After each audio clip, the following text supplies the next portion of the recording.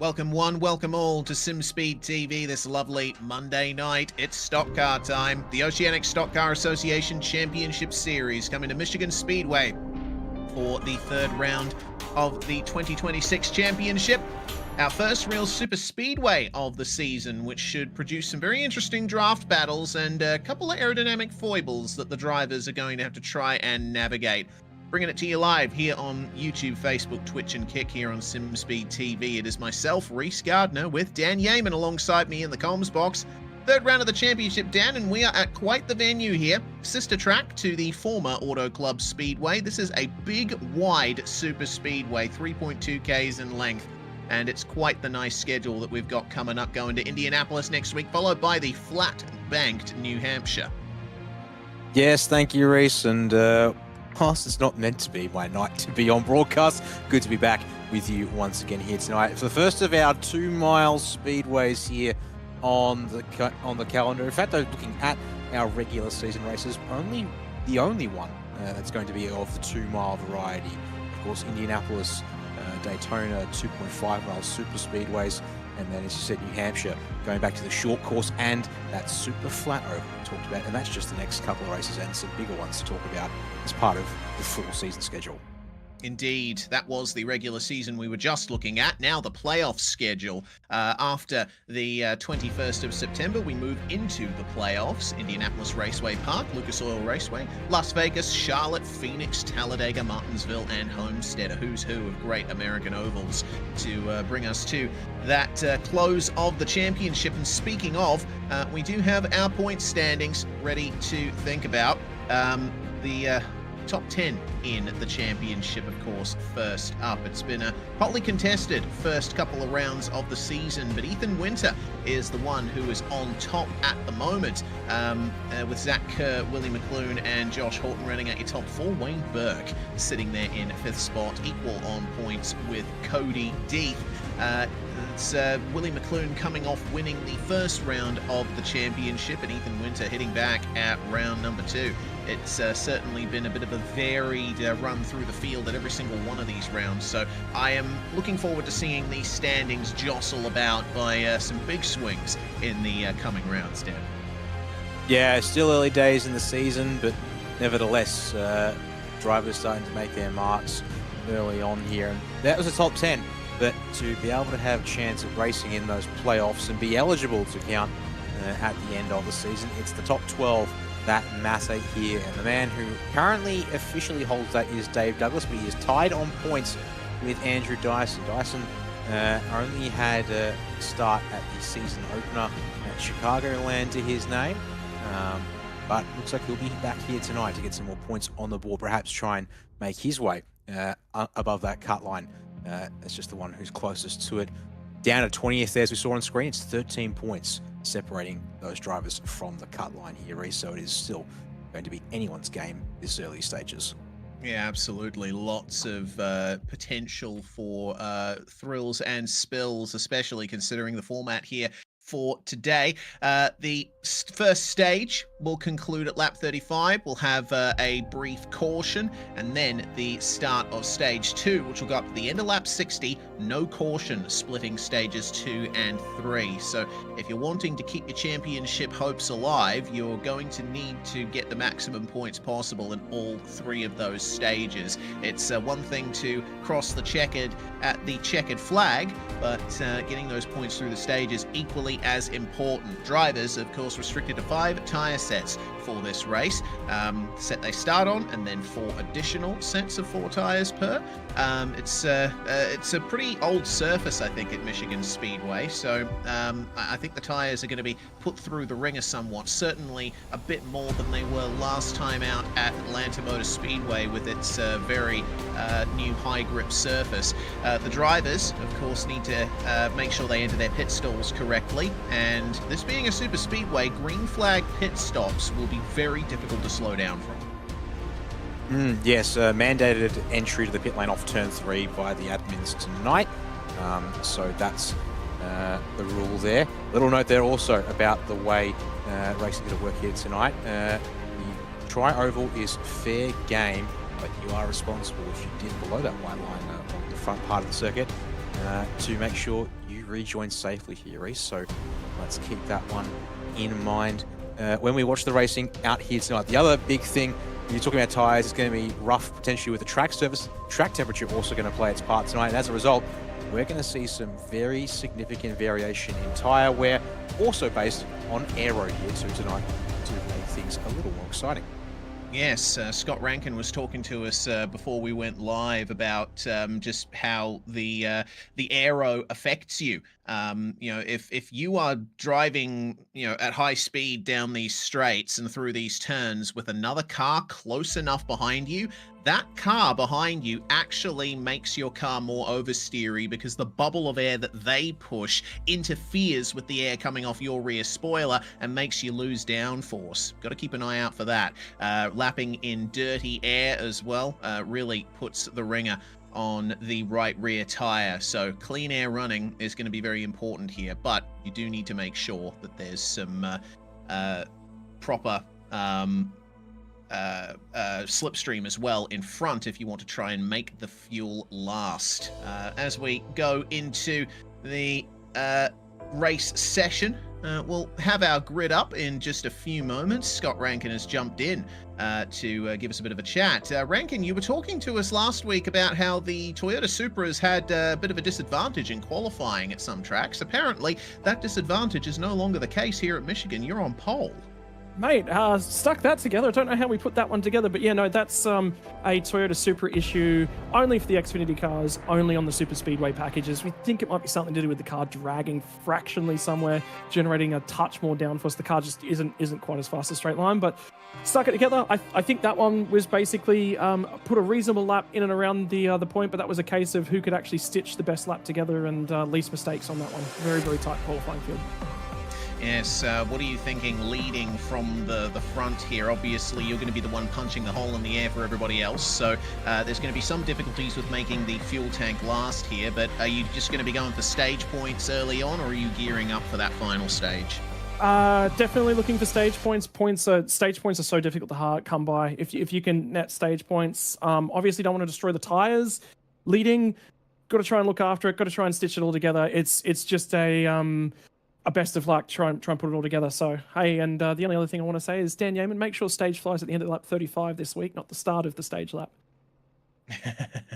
Fair enough. All right. I got that set. Jeez, no need to try and just going to get that wrong. Let's go, boys. Let's have some fun. Yep, gridding time is done. We'll leave you to it. Scott, thanks very much for joining us. As you've seen, it is Scott Rankin starting on pole with Joshua Horton alongside him. We've just rounded out the top 20 there with Byron Phillips and Josh Purwin. Fitzroy Beaumont and Matt Bailey behind them on the 11th row with Ryan Barber and Eli Donaldson just behind. Lachlan Cowie and Shane Bowen, plus Mead Dilworth, Cody Death and Bryce Harding rounding out your top 30 drivers. And then Clayton Davies, Daniel Boyd, Logan Howard, Ethan Cale, Brady Standley and Matthew Stables round out your field. The last 10 cars, it looks like, or 9 cars rather, did not set times in qualifying. So we're going to be getting a bit of an interesting run here in the opening laps to see who really has the pace here, Dan. Yeah, this is going to be one to watch indeed. I'm also, pardon me, just also doing a bit of double duty here, so apologies for that. I'm just also meant to be... That's the thing, is I'm meant to be just keeping an eye on the race in general without also having to talk about it. So yeah, I'll be curious to see how things go. The other big thing, of course, different teams, different setup choices. Setup shops seem to be one of the big things. You sometimes will definitely hear about it in road, but maybe not as much. You'll see it on these cars. We didn't really talk about it last week. You can see, for example, the Vermilion cars there on the high side. Team Conti, Sim Performance, very much prominent on the 43 of Josh Horton and the 41 in behind of Andrew Dyson, who's a complete separate team as well there as well. But coming to the green here, standing by to see Scott Rankin get us off to a start. Yep, entering the start zone right there. Green flag flies, and we are away for round 3 of the OSCA Championship Series. Stage 1 of 35 laps is go, and it's a nice even start from everybody. On the low side here, the drivers are going to be using a bit more of the tyre. High side gives you a bit more wiggle room in terms of your tyre life and temperature build-up, but you need to be careful of that. Rankin has just moved up to the high side, and so He's doing the right thing at the moment, just letting the race come to him. Zach Kerr down low, and sorry, Josh Norton down low, and trying his best to keep it going here, as it looks like we've got some 3 wide happening. The number 70 of Nick Ryan having some troubles there through turns 3 and 4, losing a tad momentum, and it looks like we're seeing some big moves happen for the lead of the race very early on. Zach Kerr has just gotten into the lead coming into turn 1. He's washing up the track a little though. Rankin needs to be careful of that. Some slight oversteer, it looked like, from the number 12, and all the momentum is lost there on the exit of turn 2. Car number 25, Tyson Broad, in the slipstream of Scott Rankin. There is no room for Zach Kerr to move up. Yeah, this is going to be an interesting one here too as well at the end. It was indeed Nick Ryan. So it's obviously attack for the run back between O'Reilly and Phillips, and it's got Tyler Williams involved too at turns 3 and 4. And caution comes out as O'Reilly comes to a halt on the bottom of the surface there at turn 4. So unfortunately, less than 2 full laps of racing get done here before we're going to head to our first caution of the night. Yeah, very true. And looks like Scott Rankin, we did see him just before that crash happened with some big oversteer through the corners. He ended up losing the lead by the time the caution came out. There's the initial tap there. So Jacob O'Reilly getting that small tag. Williams just comes in from behind and doesn't really have anywhere to go. So unfortunate to see a caution this early in the race, but it does help the fuel usage somewhat. We were hearing that the basic fuel usage, assuming a full green flag run with no slipstream, is about 41 to 46 laps, but you can go up to 48, 49 laps if you save fuel. This is how it happened here. Oh yeah, it was just in very hot there from the number 67, and there was really nothing that Tyler Williams could do. He was right there on the scene. So Byron Phillips being the car that ultimately caused that caution in the number 67. Be interesting to see what comes of that. It will happen post-race. I mean, those who watch this, get the feeling, watch this because they watched ovals before, and post-race penalty systems are very much the norm there. For those of you who are watching this because you watch SimSpeed content, which has predominantly been road content, or you watch it because of AOG's sort of position and you haven't seen it yet, this is what I saw on lap 1. Tyler Williams and Nick Ryan got together through 3 and 4, and it pushed Ryan up into the fence. Yeah, post-race for us has actually been something we haven't really done in a while. So yeah, that will come up. Yeah, as an external steward who's been brought in to separate out those basically, because also the series comes a lot in part due to drivers helping make this possible. So keep them out of the equation in terms of stewarding decisions in this championship race. So we see here a couple of cars down on pit lane trying to perhaps do something a little bit different here tonight. Luke Dilworth, Logan Howard, Ethan Cale, Brady Stanley, Matthew Stables, along with Bryce Harding, who's still in the box, along with Nick Ryan. They're coming out now, or at least Harding is. Ryan is still patching his car up. Tyler Williams, mechanical black flag, is probably going to get stuck there for a fair while, and Jacob O'Reilly has already unfortunately decided that is going to be a night over for him in the 222 machine after that damage. In fact, Tyler Williams also actually has just pulled the pin too. So the 36 starters race is now down to 34. Yeah, shame to see the end of O'Reilly and Williams for now. Those we had the most positions gained just up on screen there, with Marcus Watson and Cody Deeth being the joint hard chargers in this field. Cody Deeth was in contention for a podium at least at Atlanta last week, but got involved in a late race caution causing crash. So he'll want to bounce back a bit more for this race here at Michigan. And well, 9 places up is already pretty damn good, up into 20th spot, and he'll have some pretty heavy hitters around him as well. Losing 3 spots in 18th position at the moment, Matt Danson, who is one of the most successful oval racing drivers in our part of the world. So I'm very interested to see what he can do from here in the Altus Esports number 30.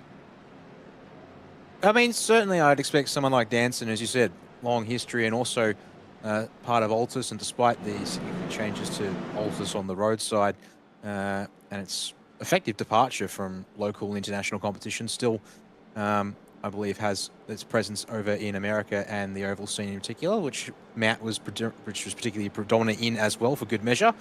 So, only problem for Matt being is that he doesn't have anyone in the same team paint as him. At least he's going to have friends out there who aren't necessarily looking the same as him tonight to be able to try and find a way to make or get up the order from where he currently is.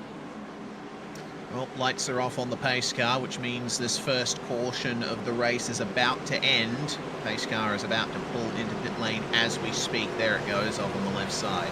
So, Scott Rankin down to second spot, which means Zach Kerr is going to be the one taking point in the number 12 here as they enter the restart zone. Green flag flies as soon as they enter that zone, and I think that caught everyone by surprise. Zach Kerr away to a great jump, and Rankin down to third now as Tyson Broad is working the low line, but Rankin's already getting a little bit of a push from Joshua Horton in the number 43. Again, though, they do need to be very careful of the oversteer that will result from that bubble there. It's a little bit of aero instability that comes up when you have a car coming up behind you at these incredibly high speeds. And it looks like Rankin is deciding the low line is where he wants to be for the moment. That leaves Broad and Horton, the lead cars, running that middle to high line. But it looks like there's a bit more jostling going on here on this initial restart as we find our way onto the start of lap 7. Quickest lap off the first green flag stint was from Marcus Watson, who's just moved up into 7th spot, and you see him with Cody Deeth just outside the top 10 at the moment. Broad, meanwhile, tucking in behind Zach Kerr, and well, I don't know how aggressive you really want to be in this opening stage of the race. Cody Deeth is certainly aggressive. He's gone 3 wide coming into turn 3 there, absolutely motoring it into the third corner, coming up behind the number 10 to Dave Douglas. Meanwhile, the 999 of Josh Perwin has Justin Clayton to his high side, and it looks like we might be seeing Wayne Burke start to make up some time there as well, and the number 89, the bright green machine, riding on board with Wayne Burke. You get a good view of the variance of lines here. Deeth's up high there. That's a bit of oversteer from the drivers in front, and he's going to get the run down the straight here. Slightly off kilter there for Dave Douglas. Yeah, and that's also one of the unique things here in Michigan. That exit off of turn 2, it flattens out pretty quickly once you get to the end of the turn, and the wall seems to come at you like a freight train. The car's coming out the wall like a freight train. Take your pick which way exactly it belongs, with them pushing over nearly 320 k's an hour into turn 4. I can see just about the same into turn 1 as well, just brushing up towards that 200-mile-an-hour marker in the pack, at least in these cars. As I'm watching, I've got my camera stuck on Byron Phillips. He's at the outside of Deeth at 2, and then up the road hit Chapman into the door of Perwin. I think that was there, wasn't it, Reese? And Douglas and Clayton stuck up in behind. Fitzroy Beaumont and Eli Donaldson 2 wide, 3 deep. Make it 3 wide and maybe not so deep as they come around 3 and 4 here on lap 9. Elbows are out, fellas, and we're not even 10% of the race. Clayton Beaumont tag on the exit. Yeah, there we go. And that's going to bring the second caution out. Sam Chapman was getting chucked about there. You'd even say knocked about on the run up to that incident. Fortunately, he's kept it out of the wall, and the little strip of tarmac there allows him to almost get it resituated. That car does not look healthy, though. Potentially, there's been some damage to the suspension from that initial hit. Let's get another view of it. So the 120 of Justin Clayton, 3 wide, of course. Fitzroy Beaumont down low there, gets a little hit, and trying to stay high, Clayton gets into Chapman, and around he goes on the tri-oval, or the D, I suppose, is a better descriptor for an oval of this shape. So fortunate that Chapman didn't get heavy damage from that, but still, maybe a couple of dings and dents, and certainly didn't help the tyres. No. Now, I'd be interested to see here what drivers do, because given the fact that we're now 11 laps in this race, or as the leaders are on lap 11 now as they get picked up by the pace car. Just one more replay here with Ryan Barber of 05. Going to watch this one again from just behind the inside of Furling. So Clayton comes down, Beaumont gets tagged. Now, it does look like Chapman comes off the wall when Clayton holding that seam. Now, based on that, if there is any need to assign faults and penalties for it, that may result in Chapman with some post-race penalty points attached to his name. But let's watch here as we get to the pit lane. Top 3, 2 only. Horton peels in, but he's going to be like the only one who does it. So sacrificing track position here to get the fuel in the cart to go a little bit longer. Interesting decision from Joshua Horton there. He was probably hoping that there'd be a few more drivers that came in with him so that he'd have a couple of other drivers on the same strategy as him, which would have really helped matters. It looks like we're seeing a few at the back coming in as well. Nick Ryan, Logan Howard, Ethan Cale, Brady Stanley, Bryce Harding, Matthew Stables, and Sam Chapman, effectively the bottom 6 cars. So, well, the bottom 7, my apologies. So that makes sense. Those guys at the back coming in again, they came in under the first caution, and generally in oval racing, the way to do it is if you're at the back, just pit at every caution. Keep that fuel tank topped up. It'll benefit you later on. Yep, Howard's going to be the first one off of the lane. So fuel only for him, I think, with that pit stop number, whereas Chapman getting damage repair. Nick Ryan is now also getting repairs with that kind of a stop, is he? Just checking here. No flags attached to his name.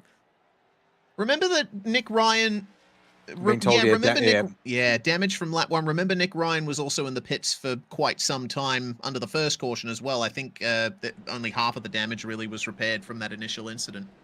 Yeah, that is on the unfortunate case. It was a pretty hefty wall scrape as a result of the 3 wide and then the run through 3 and 4 put him up there, unfortunately. Only thing to make sure he does do, obviously, is stay on the lead lap, which he has done so far. So as the pace car's coming up to past pit entry now, Ryan is still in his box. Oh, Nick, don't tell me you've misjudged this because they're coming up past you. Was he going to take, again, early on in the race, just get the car fixed? There's 1 lap to green, and he is now behind the field, so he's going to get held at pit exit anyways for a bit. So maybe just taking the penalty now, because Lucky Dog's system isn't effective. He can keep his nose clean, and we get another caution later on. That would get him back in the race, and he'd have a fast car if it's able to get repaired here under this second caution of the night. Yes. Well, it looks like the pit stop is done now for Nick Ryan, and he should be rolling off of pit road very shortly. So now we prepare for the third start of this race, or the second restart, so to speak. Scott Rankin staying in the top 3, but Kerr and Broad have made some good charges. Marcus Watson from 18th up to P4 now. He's the Camaro with the red front end up on the high side there in car 077. Ethan Winter, previous round's winner, has also made his way up into the top 6. He'll be taking that start alongside Willie McClune, the winner of the first round at Chicagoland. So we have both of our previous winners in this series in the top 6, and they are looking to make a nice fight of it.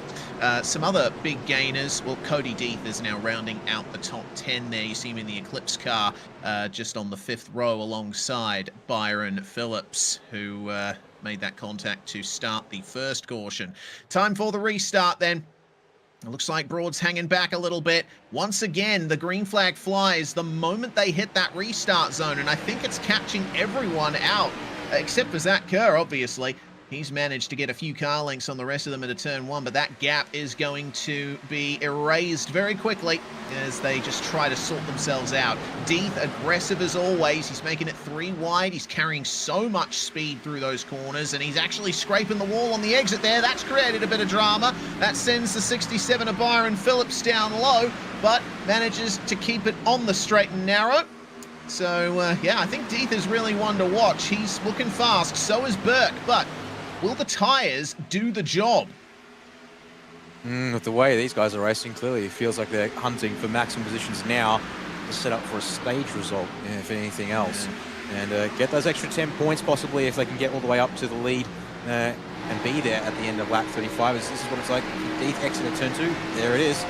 As that wall straightens up on you pretty quickly. He's found it as an, Deeth, Burke, McClune going around. Oh no, our round 1 winner down onto the apron, and the caution is out once again. I think that was, that might have been Eli Donaldson or Blaine Densley that was way down there with him as well. Not ideal at all. Well, ultimately, that brings Cody Deeth up 20 places now. That's one less position that he has to worry about, but certainly Willie McClune will be none too happy with how that one went down. He was right in the middle of this pack that had Wayne Burke and Cody Deeth racing them hard. Byron Phillips in the 67 down low. So the 41 of Andrew Dyson just up ahead of them, and it looked like McClune might have got tagged by Burke slightly there on the exit of 2. Really, Cody Deeth didn't have much to do with that. Yeah, good points to make there, Reese. Just literally coming off the replay with Deeth getting the wall himself. No, I've just looked at it from another angle, and it looks like Cody Deeth gets into the rear quarter of Wayne Burke, and then Berkey, his left front ends up hitting the 61. So here's the onboard from Deeth. Watch for the exit of the turn here. Pushes up the circuit, has to back out of it, tap, and then tap again. So it was Deeth technically sending Burke into McClune. All right, there you go. Now, a little bit later in the stint. Oh. And there goes Zach Kerr, going to sacrifice track position, get the car topped up. Because we are coming up to nearly halfway, probably about nearly half empty on the fuel tank here. Almost. I mean, mind you, with now our third caution of the night, might be the case that these cars have got a bit more fuel than they would otherwise normally have at this stage in the race, Reese. But this is probably not a bad time to stop, because you stop now, you could hypothetically choose to stay out, run it through the stage, possibly get some more spots back against the drivers who choose to flip things. There we go, Nick Ryan getting the lucky dog and heading around the field now to get back on that lead lap of the race, just as he was, I'm sure, hoping for. It's happened so soon after choosing to sacrifice the lap there that's just about as perfect as it gets when you choose to make that kind of a call to fix up your car. Yep. Working out very nicely for Nick Ryan. So pitters on that lap. Zach Kerr, of course, from the lead. Josh Perwin, Logan Howard, Eli Donaldson, Fitzroy Beaumont, Matthew Stables, Clayton Davies, Ethan Cale, and Shane Bowen. We also have Willie McClune and Cody Deeth currently in the pits, and it's a long stop for Cody Deeth, going over a minute now. I don't know if he has a black flag to his name. He T-boned McClune there in the second half of that incident. More damage to repair. The front end of the Eclipse Camaro is probably feeling quite sorry for itself as a result of that. And likewise for McClune, unfortunately, his left rear of the Sigma Sim Sport 61 will be feeling the other half of that hit there as well. So Deeth is rolling. He's going to opt to stay on the lead lap here. And in fact, same for McClune. So they're going to, unlike Nick Ryan, they're going to make sure they stay on the lead lap, damaged or otherwise, and perhaps take a longer stop again later. As damage at the rear we were talking about, and yes, indeed, there has been a chunk basically eaten out of the center of the bumper of number 3 there. Makes for a lovely little cave-in spot. But with lights out the pace car, one lap again to green. This time it'll be Tyson Broad who gets control of the field on this restart, because don't forget, Reese, they enter that restart zone. It's in the hands of the leader, so when they put the foot down and get above the pacing speed, that's when iRacing will signal the green to everyone else. Yes, indeed.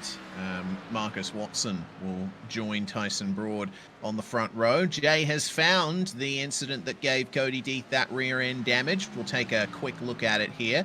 So there was the contact, the T-bone of McClune, and coming in behind them, the 999. That is Josh Perwin that got into the back of Cody Deeth there, and the 818 machine of Lachlan Capel just sailing through in the midst of all of that. That might have been one of Lockie's luckier runs of the night already to find the gap on that one there. So one of those ones that, you know, maybe if we get a chance and they're willing to speak to us, we ask to have a chat with them in a similar situation, such as a caution later on this race. Because don't forget, we still have at least one more guaranteed caution here tonight when we get to the end of stage 1. But at this rate, we might be in for a fair few more. All right, they pack up in behind here. Time for restart number 3. Tyson Broad gets us underway. Lovely jump again. And this time Scott Rankin is following Tyson Broad on that low line. He'll get up alongside the 077, and it looks like Ethan Winter is going to try and make a run at the high side here. This will be interesting to see. He's going to drag Byron Phillips with him. Looking interesting there. They're right on the knife edge. Got very nasty, sorry, Reese, further on back, along with Matt Bailey. Bit of a wash-up that nearly caused us some troubles, but everyone survived for now. Yes, Lachlan Capel then into the top 10, and looking at Dave Douglas there as we switch ourselves a bit further back. Cody Deeth is making big moves there at the back of the field. This is right in the midst of all of the cars that have only just pitted under caution. Meanwhile, Lachlan Capel trying to follow in the wheel tracks of Scott Rankin, who has fallen behind Ethan Winter and Byron Phillips now. Byron Phillips looks to be one of the only cars in that top 5 really making the high side work. And we're seeing Andrew Dyson up there too. Trouble in the midfield. Around goes Josh Perwin. With some contact again off turn 2. It's so difficult to maintain side by side through that part of the racetrack.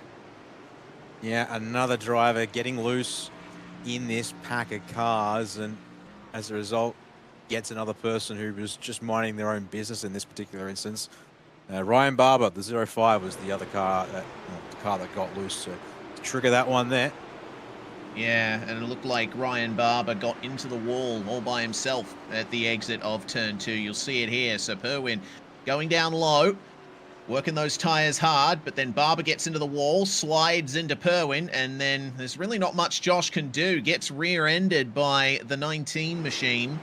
That is Lachlan Mead, and really not much more he could do. Fortunately, a lot of tarmac down there off the apron, so he could recover the car, but still sustaining some damage.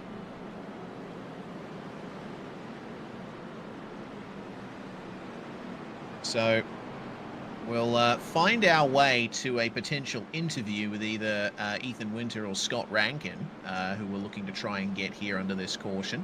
Not too far to go in this particular stage, as we see Josh Perwin roll away. The run at the moment for Tyson Broad working out quite nicely, but Marcus Watson, hard charger, and still with the fastest lap of the race so far at a 38.992. Big moves into pit lane once again. We have a whole host of cars. Ryan Barber, after staying out on the same set of tyres for the whole race so far, comes into the pits, as does Lachlan Mead. We have Brady Stanley and Logan Howard also jumping into the pit lane as well. While we've got some time, Dan Yeaman has grabbed Ethan Winter. Welcome, Ethan. It's going all right so far, from 8th up to 4th. You're right in the thick of that lead battle. How are you finding it? Yeah, things have been definitely interesting at the front. It's obviously less aggressive here at the front than in the mid-pack, given the amount of cautions that are occurring. So hopefully that dies down very soon. Yeah, I mean, I've got to keep track of who's pitted already from the front, but yeah, not too much tyre wear for the moment. Well, it's good to hear about the tyre wear. It seems the conditions are looking good, and I think the amount of cautions we've had in this first stage has played a part in that. But most of those cautions have been caused by comings together at the exit of turn 2. It's obviously white-knuckle stuff through there when you're side-by-side.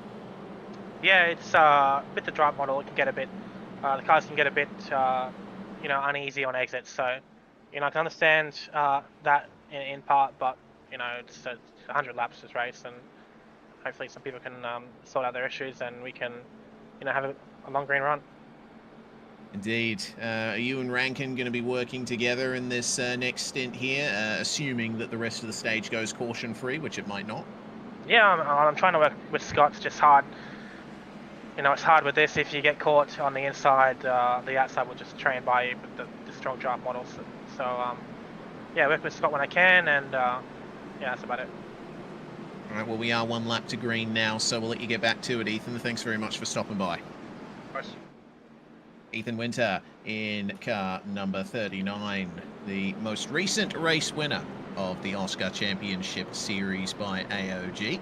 Forming up 2 wide now, Dan. Looking forward to getting this next restart underway. We saw Lachlan Mead getting some big repairs done in the pits, and it looks like Nick Ryan also got a bunch more damage repaired. So they're working themselves up to the back of the pack now, and both back on the lead lap.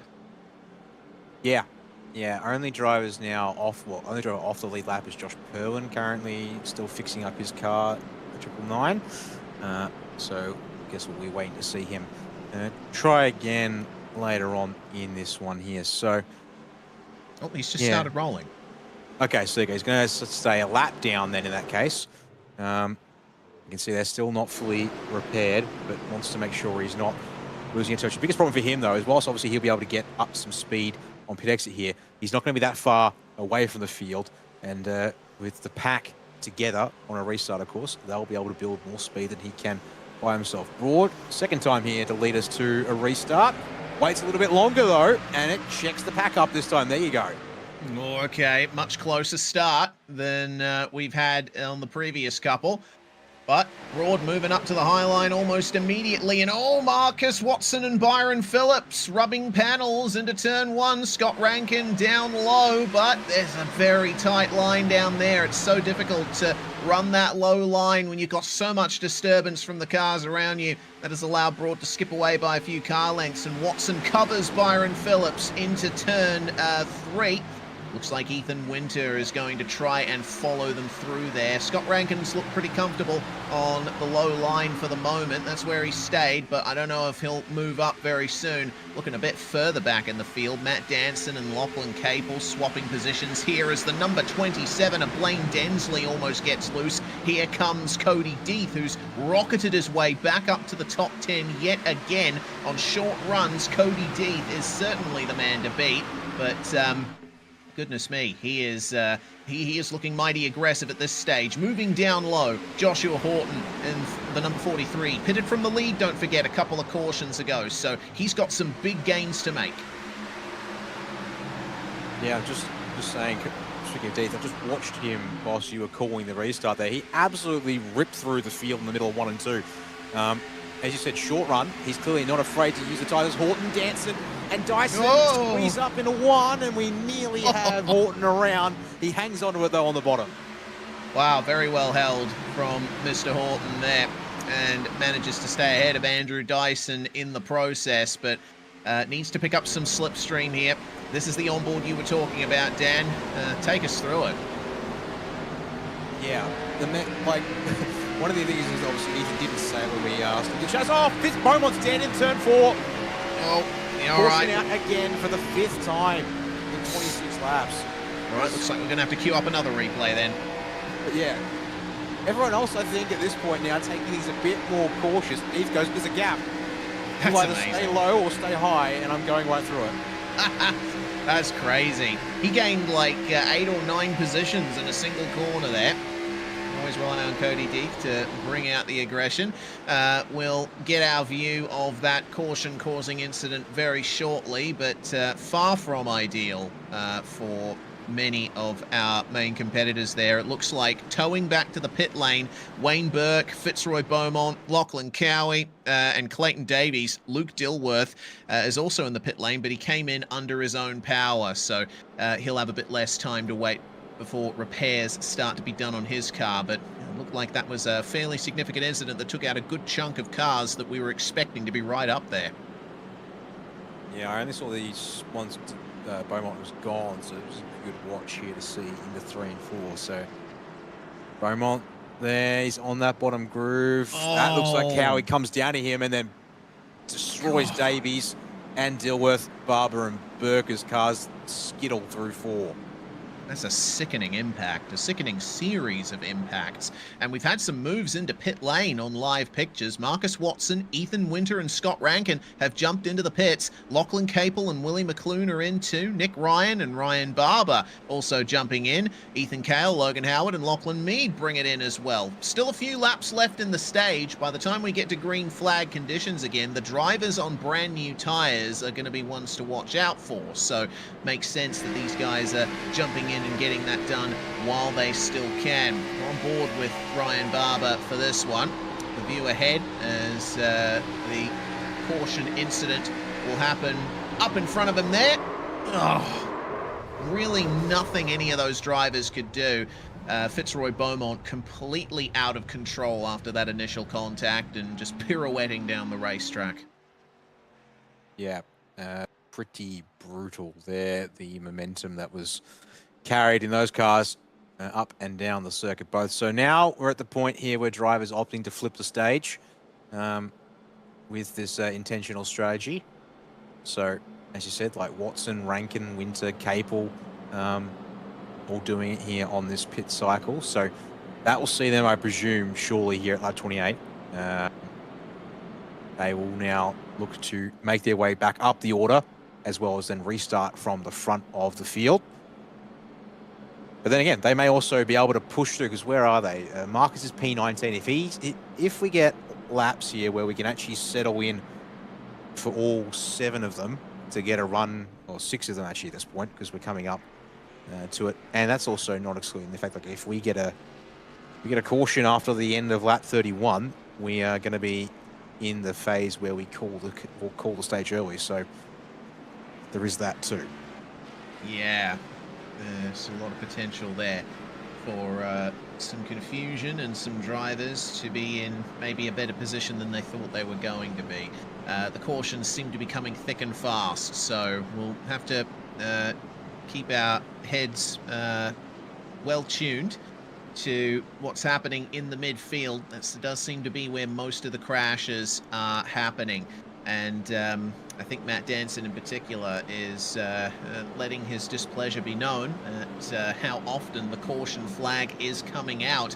There certainly has been a chaotic race, and well, plenty more still to come. We are only on lap 29 at the moment. Going to be taking this restart at beginning of lap 30. Yep. So, waiting to see it. And yeah, I can't help it. I'm also listening. Yeah. Keep us on Pit Chat in session alive.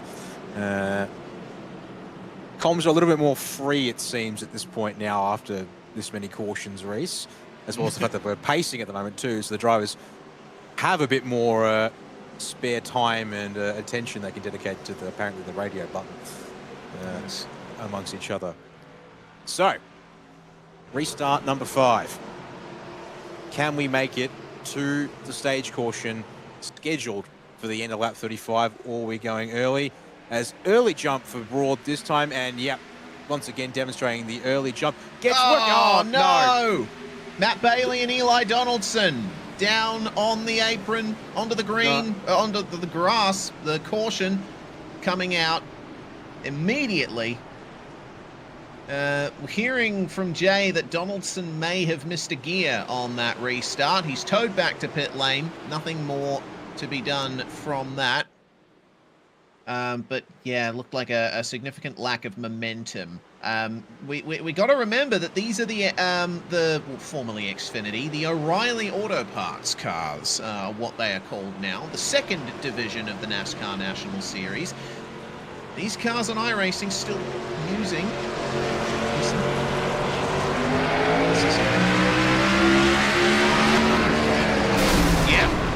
Oh, it just didn't get into gear. Yeah, that's the point I was going to make. These cars still use the old manual transmission. It's a 4-speed dog box, I believe. And it is possible to be able to shift up gears without using the clutch. Just a small lift should usually be all that's required to get the car into the next gear. But it is important to time your inputs properly to have that happen, and that didn't seem to happen for Donaldson. Just listening to it myself again, because he actually does get the car to start changing gear, and there's a possibility that we're wondering if maybe he even misshifted with an H pattern to first rather than it just going into a box of neutrals. On board with Matt Bailey here, who was the car that got Donaldson on the restart. Oh, God. Oh, because that engine blows. Yeah, the engine blew. Okay. So there we go. Yeah, he must have grabbed first gear by accident. So that was the top. I thought I heard something that sounded like an engine popping once we were on Donaldson's bumper. but didn't quite guarantee that was as a result of that incident there for him. As Logan Howard back to the pit lane. Now, how's this? You were talking about drivers towards the back of the field just stopping to just get more fuel in the car. Logan Howard to the pit lane for the 6th time in this race. Oh, he's got a black flag. How did he pick that up? Potentially speeding on pit entry or not committing to pit lane at the correct point. Hard to say without seeing some evidence to suggest otherwise, but for the moment... yes. I think he's got it just after coming into the pits. Pit speed limit of 89. Let me just use... That doesn't make sense. Interesting. Well, that's going to be a little bit of a mystery to solve. Still have a lap left under this caution.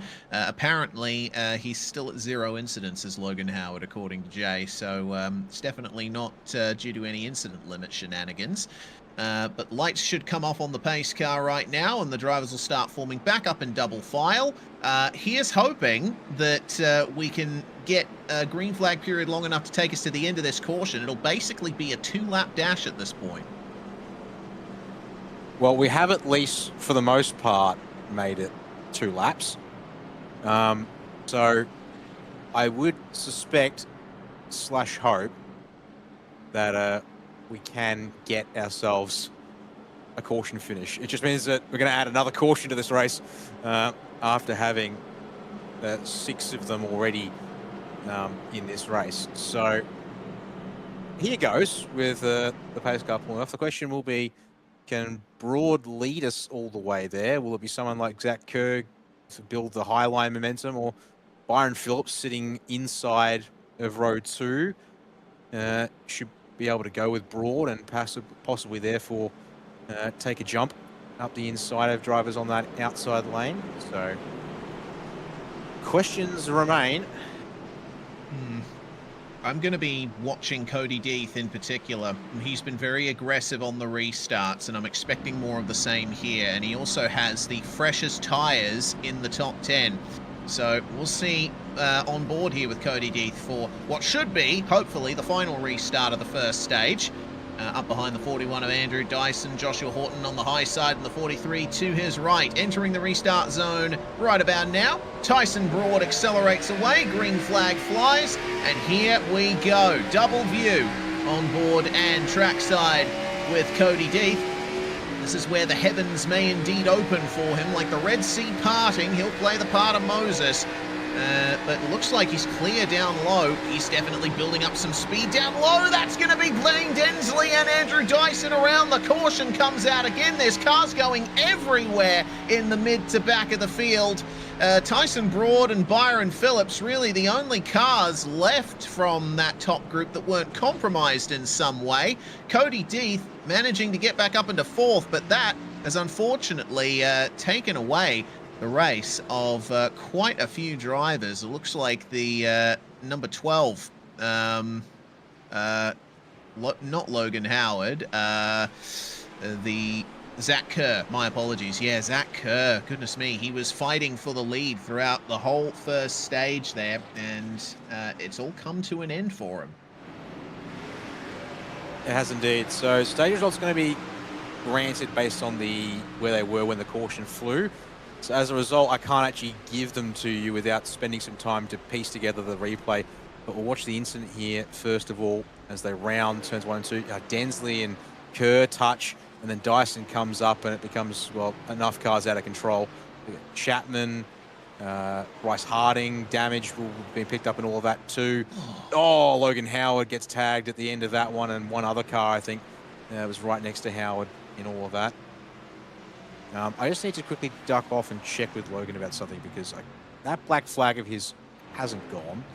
And I need to see that's going to be a black clear request. All right, well, while you're doing that, Dan, we are on to lap 35, and the stage will officially end right now. So as drivers come in for their final run through the pits in this first stage. We will all start afresh, more or less, for this second stage, at least for drivers outside the current top 6. Marcus Watson moving to the lead of the race. Scott Rankin and Lachlan Capel are your top 3, but a good chunk of the field, pretty much everyone else outside our current top 6, are in the lane right now. And the race off pit road is won by Ethan Cale, Tyson Broad, and Byron Phillips, who will round out our top 9 spots there. A lot of cars in the pits for an extended period to get some damage repaired. So now we reset things for stage 2, and I don't think we're the only ones, Stan, who are hoping for longer green flag runs moving forward. Yes, indeed. 1 second, I've just been asked. Okie dokes. I will move. More admin stuff. Actually, I'll just go and I'll go and explain it. All right, no problem at all. Well, we'll get our second stage started in just a few moments' time. It's a 60-lap second stage, with the run beginning at the start, the end of lap 40, I believe, start of lap 41. It's going to be a bit of a longer stage to contend with. This is going to be where the drivers who have good long-run experience will start to come to the fore. It's not going to be a case of dashing up the field, as we've seen Cody Deeth do many times. But with the rate the cautions are coming out, how difficult a lot of these drivers are finding the hard super speedway style of racing, I am not optimistic that we're going to be seeing longer green flag runs going forward, but still holding out a little bit of hope. So at the front of the field, it's Marcus Watson and Scott Rankin, who will be our front row. Nick Ryan, who was off the back of the field after the first caution, spent the entire rest of the first stage working his way back up. He is going to be restarting this race in P4. So, looking to get that caution extended shortly. And, well, it's been a bit of a chaotic start to this one, hasn't it, Dan? Yes, absolutely it has. Now, as a result of all the madness, we're down to 26 cars only on the lead lap. So it's starting to fall apart. Yes. A little bit. We'll be having lapped cars, I think, be a point of contention in the second half of the race. Going green this time, apparently. So we'll be seeing the restart happen in the hands of Marcus Watson. Entering the restart zone, and away we go. It's another big jump, but the high side's been really checked up there. Scott Rankin just an instant later on the throttle, pushing back Nick Ryan, and resulting in some side-by-side between Dave Douglas and Tyson Broad. They're 3 wide there, with Cody Deeth just emerging behind them. He always finds a spot to stick his nose into, and he has found it almost 4 wide on the way out of turn 2. Big slide from the number 52 of Ethan Cale, just manages to recover it. Fortunately, everyone gets through turn 2 okay. What about turns 3 and 4 then? Willie McClune trying to make his way back up the order somewhat, and it looks like he's gotten banged about a little there as Byron Phillips, Nick Ryan and Lachlan Capel moved through on him there, coming across the line. Don't forget, at this point now, Reese, every caution, I mean, all but one of them has been for incidents, and heck, we had an incident to bring out the stage a lap early, so the track record ain't them too. These guys, they're using so many different lines but they're all converging. Is Broad going to find the fence on exit 2? Yeah, rattle the field a little bit there as they all dodge around him. But I think it's probably, like, drivers are taking advantage of such this wide circuit, but then they're driving such different lines when they think they've got space, that the space then quickly disappears as they all mix and merge. Now on board with Cody Deeth here, who's set those timing screens alight. The fastest lap, though, set by Byron Phillips up in P3.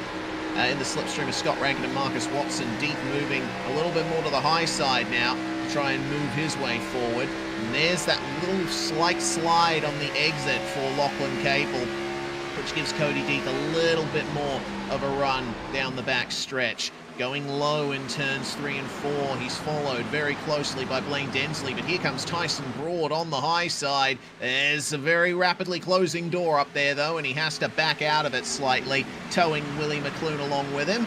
Broad getting into the back of Cody Deeth. Little bump draft across the start-finish line, but the 27 of Blaine Densley is certainly one to watch at the moment, as is Willie McClune.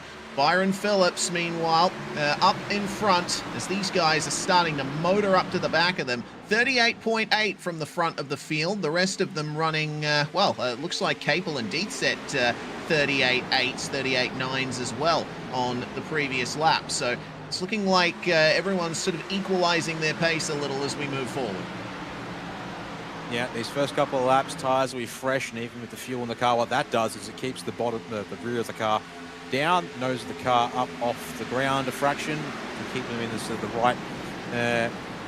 right position for aero balance and all of that. So if you want to get a fast lap on the board, about now's the time to try and do it, whilst you've still got some speed. As here, we're focusing on looking for him, but Shane Bowen here, a little further back. P15 for him tonight. He was looking good last time out until some troubles for him. Him down the order at Lancer. Tonight, though, they with a pretty much rear of qualifying field time tonight. Let's make his way forward 11 spots. It's going all right so far for the Cobalt Racing driver, although now you're in the thick of it here, and we've got stage 2 underway. Yeah, looks like Bowen's just searching for some clear air going over the front of this car. Doesn't want to be too close to drivers on the same line as him when he corners. The benefits for a mammoth run out of turn 3 nearly gets run on the back of Zach Kerr. But I think at this point, Zach Kerr being one of the faster drivers in the server, I would imagine I'd want to stick behind him and see if he can drag me forward. But Shane Bowen seems pretty comfortable up on that high line. Meanwhile, hitting it down low is Zach Kerr, making the move on Ethan Winter. 13th and 14th places these guys sit in right now. And there's racing going on all the way through the field. It's looking like a bit of a stalemate in the battle for 4th, though. Nick Ryan, Lachlan Capel, and Tyson Broad, they've been at each other's throats for the last few laps running. They've been getting closer to Scott Rankin lap on lap. But I think they'll hit a metaphorical brick wall very shortly. And we just cut to them there. See the yellow car of Nick Ryan in the Synergy Sim Racing number 70. He had to open the steering on the exit of turn 4 because Lachlan Capel was coming up on him. This is Michigan. This is how it races. And there's an awful lot to think about for such a short lap of only 39 seconds. Yeah, drivers coming up, drivers coming down, and you've got to now make sure, settle in, find your rhythm, get some racing laps underneath you. Ryan's going to clear Capel and now set himself up here in 4th place, and that is after, don't forget, being caught out with hitting the fence, being hit, contact that put him up in the fence on lap 1 and having to fix the car up and go a lap down and be able to get lucky dog, work his way back through the field with pit strategy after getting himself back on the lead lap, and now showing he's got good car speed here still. He's going to push it up high through 1 and 2. Try and clear Capel, who's having another run up the inside. They're going to come towards each other. Then a bit of a slide on exit of the corner, Reese. That's going to allow Ryan to start getting his nose ahead, but not clear, I don't think, by 3, if only just. Yeah, manages to clear Capel coming into 4, and it looks like Blaine Densley is now joining the fight there, just one lane down low. The top 3 fighting hard just ahead of these guys. Byron Phillips starting to struggle at the moment, losing a bit of pace. He is on 11-lap-old tyres. Marcus Watson and Scott Rankin have been on those tyres for 19 laps. So need to think about that. Of course, you need to factor as well stint length and being able to get fuel without changing tyres. That could be a factor later on as well. Remember, the drivers only have 5 tyre sets to last them this 100-lap distance. It's really starting to get close quarters now. Willie McClune just inside the top 10 now, and they are packed like sardines. Cody Deeth in the middle. Oh, that was close. McClune just moves up in time for Deeth to clear him, and they put Nick Ryan back down to P10. This is where the runs have been built. This is where the momentum is right now. And maintaining that momentum is going to be incredibly important. But with so many cars in front of you, I'm sure Willie McClune's front tyres, not to mention his oil temperatures, are having a tough time. Yeah, no, I've just been watching, in particular, Nick Ryan has had a lap where he brushed the wall at 2 and he brushed the wall at turn 4. And that was enough of a momentum stall to send him to the back of the top 10 here. As watching here, Horton trying to go under cables, got Densley up above him and broad to Vermilion ODBM, and it's going to work out as they actually end up separating here. But Deed's got the run. Can he pocket upside? Nope. Capel shuts him off before he gets to turn 1.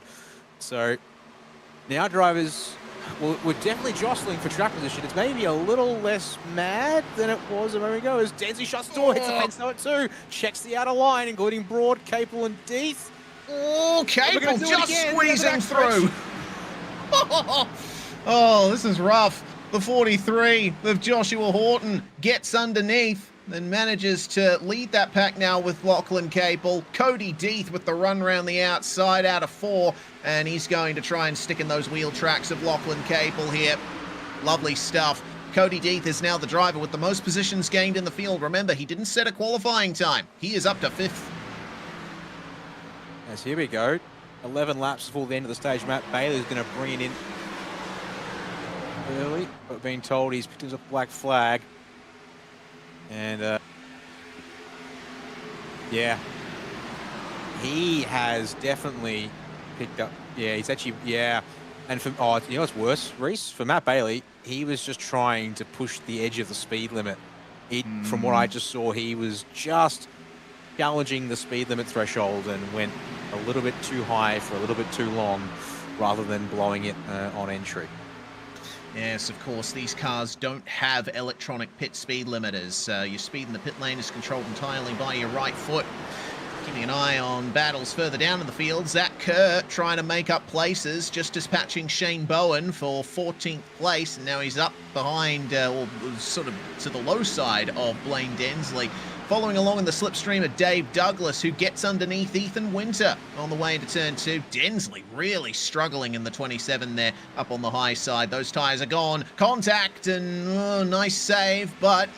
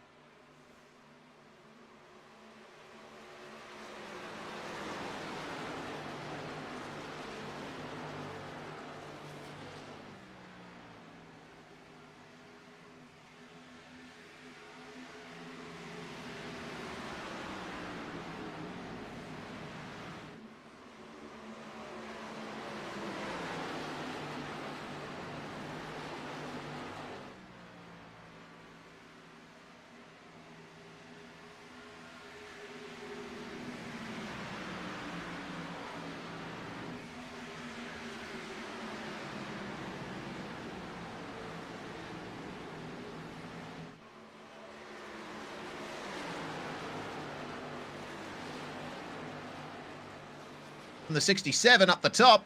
And Tyson Broad manages to just clear him there. Barely any room between the two cars. It's a runaway from Marcus Watson and Lachlan Capel, though. I think they're just watching their mirrors, watching all these guys battle behind them and thinking, yes, this is good. We can take things a bit easier now. Go Broad, slides up in front of Phillips to finish the job at turns 3 and 4. And stacks up the cars behind. Dees, Dancy, Morton in particular. They're still scrapping over what's realistically 2 cars worth of track space. Side by side, just behind this now between Danson and Horton into 1. Just good to see here 2 more laps of running. Phillips is sliding on his own through 2. It's going to open up Deeth for the inside run to take away P4 here. Danson, can he get a top 5 here at the end of the second stage as we work our way into the corner? But where do you go to find a bit of pace? Maybe the gap here in the middle between Phillips and Deeth will give Danson the grip he needs, but there's nowhere to go on the exit of the turn. Oh, that's a big bump that he's going to give to Byron Phillips, who every single time he gets to turns 2 and 4. Oh, there we go. Not much room up the top there. Danson tried to squeeze in, and that's brought the caution out to end the stage. This contact's going to end at some point. And right about there. That's unfortunate for Matt Danson and Byron Phillips, both on course for a top 5 for the end of the stage. They will not get that result, missing out in a big way. Yeah, and there was a bit of a back and forth between them on the radio, and the argument being Danson, well, you let me get to your outside, that's it. End of story. So let's watch this one here again. And I mean, it makes somewhat of a point. Once there's overlap there, yeah, you have to respect it. Otherwise, if you close it, you get into an incident. And then Danson, I think, tries to just drive through it to either clear him or otherwise. Yeah, I mean, Phillips can see, okay, Phillips has got the steering lock hard left to try and, I guess, get his car pointed the right way. But nevertheless, well before that point, the caution was thrown because of their reduced speed and Phillips's angle to the circuit. It ends the stage with another yellow, unfortunately, rather than the run across the stripe. So it means for the second time of calling tonight with stages, those results are going to require picking apart to have a look at where everyone was when iRacing dropped the yellow on them. So on the bubble race to make it home on fuel, surely everyone will come on in here to sort themselves out and try and make this their final stop of the race. Yes, I saw Joshua Horton with a bit of a power slide sick drift moment coming into the pits there behind Deeth. But no surprise to see that everyone still running is now in the pits. Just about everyone. I would imagine Luke Dilworth is going to stay out, and he has, in order to get a lap back and get back onto the lead lap. Or at least mount a challenge towards getting back on the lead lap. He is currently 10 laps down on the lead lap cars, so still a bit more work to do there for car number 63. Race out of pit lane, won by Marcus Watson. Lachlan Capel and Tyson Broad make up your current top 3. So not a huge amount of shuffling, if I'm not mistaken, there at the very pointy end of the pit order. And yes, this restart here once again. Watson's turn to lead us to it, mind you. Don't think we've had Marcus control one of these yet tonight. If we did, pardon me for getting that fact wrong. In my head, apparently, right. All was scramble. So I'm being. You're telling me you're right. I'm gonna hopefully. I think you're right. own that one. But when we've had 7 cautions. And you don't come into tonight because after the racing we've had for weeks 1 and 2, where cautions have happened, sure, but not a dime a dozen. Yeah, indeed. It was a really good green flag run that we got actually to end the second stage there. A pity that it ended a lap or 2 early, but regardless, the race is still working out roughly as expected, I think, for a lot of these drivers. But now the lights are off on the pace car, so we're going to be getting going now for the final stage, the longest of them, to take us through to the 100th and final lap. Field forming up now, and Watson's going to be, yes, as we believe, his first time leading a restart. More pitters from the back of the field. Looks like Sam Chapman getting a little bit of extra fuel in the car. Doesn't look like there was a tyre change in all of that. Josh Purwin has also made his way back out of the pits, and my apologies, it looks like Josh Purwin is in fact the first car a lap down, so Luke Dilworth again still has a bit more work to do. He has been able to get a lap back though and come round to the end of the field. So now everyone's back on the same strategy more or less, and it's all down to who can look after their tyres in the opening stages of Stage 3. Yeah, we got a bit of a hint there of what driver's long form looks like, and the answers appear to be Watson, Capel, Broad, in particular, those three. Well, they were the ones that were at the front of the field there at the end of a longer run. Mind you, to do it again here would be longer run again by nearly double, or at least 2/3, as Watson will take the green, and as a result, of course, he'll get the jump across the flag to get lap 64 underway in this race. 25 cars still on the lead lap at the start of Stage 3. Marcus Watson has the free pick of what line to take. And already it looks like Tyson Broad's having some trouble keeping a hold of his car. Cody Deeth, no surprise to see, is scything his way through, trying to pick them off one by one. Not the greatest run out of turn 2 there for Willie McClune. He's going to fall behind Deeth, but he's going to try and get back at him there into turn 3. Just enough room given to the inside. Looking a bit further back, we see Joshua Horton and Ethan Winter trading spots, and Horton's going to get underneath Lachlan Capel now. Bit of a slow start from Capel, but considering his late run pace, I think he might just be conserving his tyres for another run at things. And staying on the high line like he is probably the smart move in that case. Ethan Winter now trying to work his way further back into the top 8.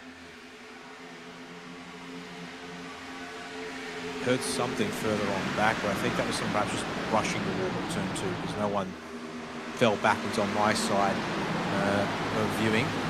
As looking here at Ethan Winter, I actually want to watch him because we weren't looking at him on the first lap of the restart, but he was, because he's a little further back, but he also had one hell of a squirrely car as well. Broad to the lead apparently on the tower there, up the inside of Watson as we come to turn 1 here.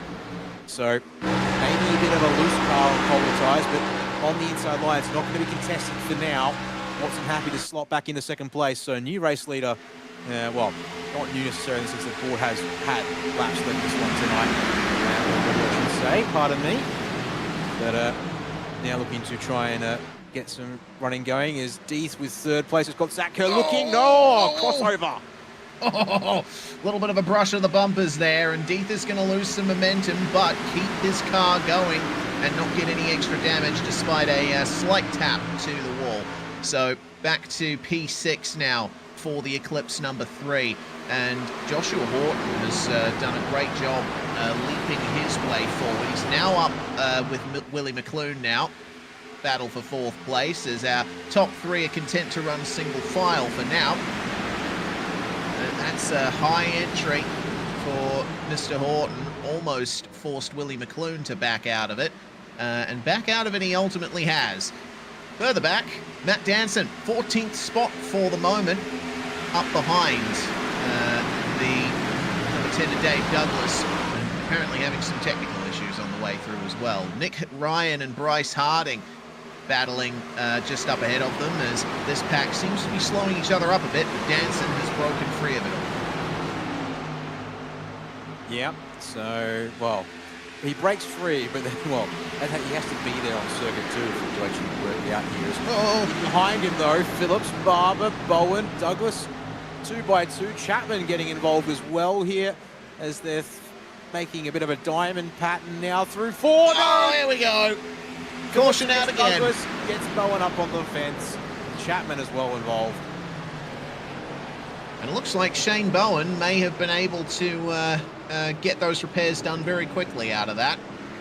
I guess fortunate in that respect that pit lane was so close, but that will bring the pace car out, which is really motoring there on the low side there. So Marcus Watson to catch leaders. Marcus Watson moving back into second now. So it's been a pretty clear race for Broad and Watson, but all going off behind. And we'll get a view now of how that went down. So Dave Douglas in the number 10 up high, coming down a bit lower through the turn.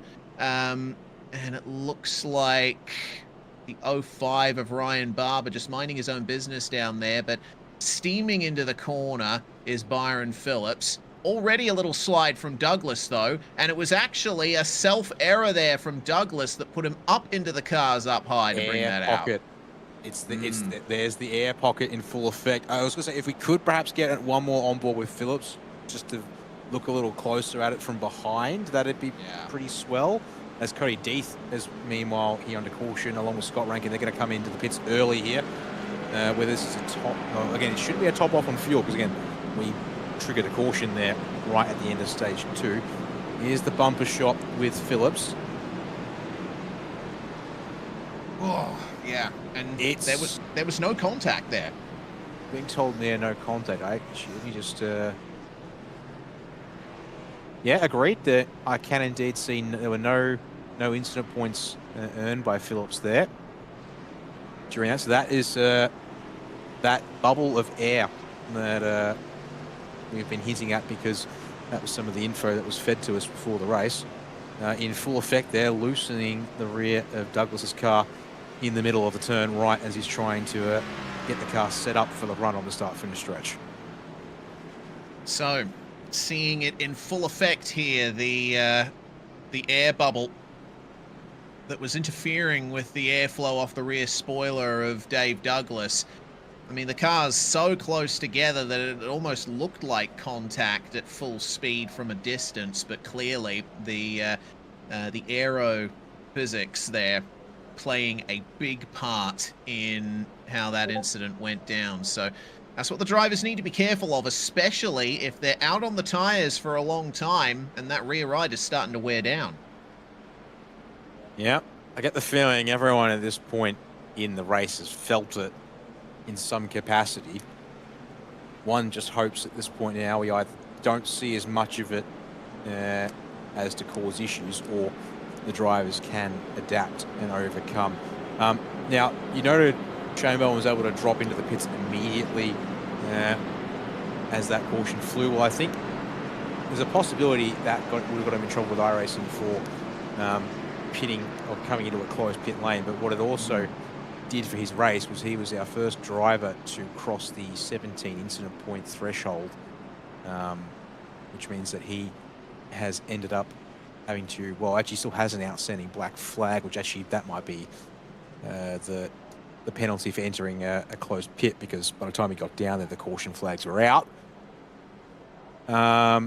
Or whether the penalty for his incident points is a drive-through, which can't be served yet until we get back to green flag. Racing in all of this one here, so he'll come and circle around. He's still on the lead lap, mind you. So if the car was able to be repaired, he might have a chance here, but going to be rough. Certainly will. 30 laps remain in the race. Lights are off on the pace car, so we'll be getting off to our next restart here. What is it? Restart 7 or 8, something like that. Obviously not including the stage caution to end the first stage. But green flag high in the air. Waiting for everyone to jump into that restart zone. Tyson Broad's going to be the one leading the way, but Marcus Watson on the high side will have the advantage once they get back up to speed. Green flag flies, and we are away to make it 29 laps remaining in round 3 of the OSCA Championship Series. And it's a lovely jump from Broad, but we're already seeing some moves there from Danson down low, making it 3 wide.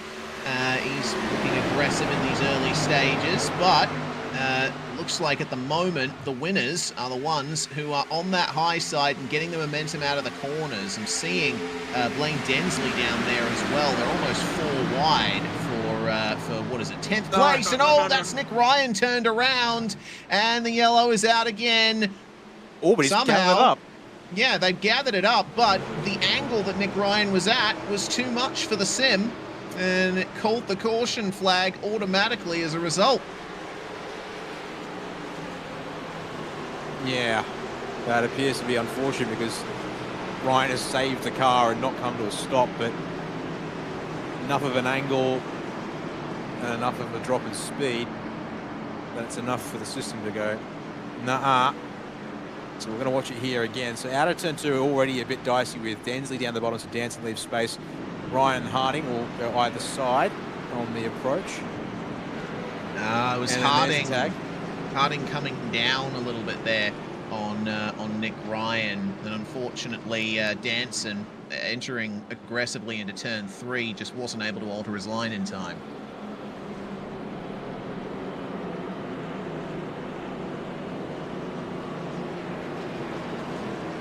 Latest commentary from the drivers in session race. They're wondering if Luke Dilworth can get back to the lead lap of the race at this stage. Well, all things considered, looks like still about 10 laps down. But Dilworth is going to get one more position out of this because Dave Douglas, I think, is certainly not feeling good at the moment. Remember, he was down and out after the previous caution, and he's been in the pits for the last nearly 7 minutes and counting, waiting to tow back. Willie McClune making a move into pit lane. We also see Nick Ryan, Logan Howard, Josh Perwin, Brady Stanley, and Matthew Stables find their way into the pits. Shane Bowen has jumped back in after a lap out to get a little bit more fuel on his car. So, interesting stuff from Willie McClune. I think a 26-lap stint on tyres is certainly doable. We'll have to wait and see how aggressive he's looking to be here. Well, if we can get a run going, which is a humongous if tonight, sadly, this is the strategy that allowed McClune to cut back through the field and win the opening round of the season at Chicagoland, when he did this exact thing, got himself about 10 laps off sequence with the leaders who otherwise stuck it out to try and stay in the race. So, you know what? Restarting from 19th position out of the 24 on the lead lap. Yeah, it's a lot of cars you're going to have to try and work your way through. And I guess the thing is now with the number of cautions we've had, if you're Willie McClune now, Reese, if you can put yourself in his shoes, do you sit back and do everything you can to protect the tyres and let that run come to you? Or you're going to have to go and get your spots on the expectation that we're going to get into caution after caution and a caution again. Yeah, it's a good point you raise. You know, I mean, like my racing brain tells me just sit behind, look after the tires, so you have something to fight with at the end. But I think the frequency of the cautions has dialed up the aggression in the drivers. They want to try and get as much track position as they can before the next caution comes out, which in and of itself is an attitude that tends to breed more cautions anyway. It's a self-fulfilling prophecy, isn't it? It certainly is. And so that's my greatest concern, because yes, we're coming up on actually. I want to count them before we get it, because I can actually filter out all the other events that have happened in this server tonight to get exclusively the number of cautions we've had real quick in this one. 1, 2, 3, 4, 6 cautions, and then the early stage 1 caution was number 7. Caution to end stage a lap 2 earlier was number 8. This is caution number 10 of the race. Congratulations, we are at double digits. So I hope we go no more, but maybe wishful thinking. Yeah, we're on lap 75 right now, so that works out to a caution roughly every 7.5 laps. Not the greatest number to come out of this race, but we're going to get another green flag run going here, hopefully, as Tyson Broad brings us to the restart zone. Green flag in the air, and power down. Away we go. And the leader is obviously getting the best jump of all, but looks like Zach Kerr is looking aggressive here versus Marcus Watson, going up into him on the way into turns 1 and 2, trying to force him a little bit higher so he has more space to work with down low. He's ahead on the way out of turn 2, but the momentum of the drivers on the high side works out beautifully as the track ramps off. Big slide down to the apron for, I have no idea who that Ryan was. is down there, and a motor is gone. We shall begin. So, half a lap. The second tens of cautions here. All right, let's see exactly how this one fell apart on the exit of turn 2. Lifts off early on entry. Yeah, checked up a little bit there, finds the momentum mid-corner again.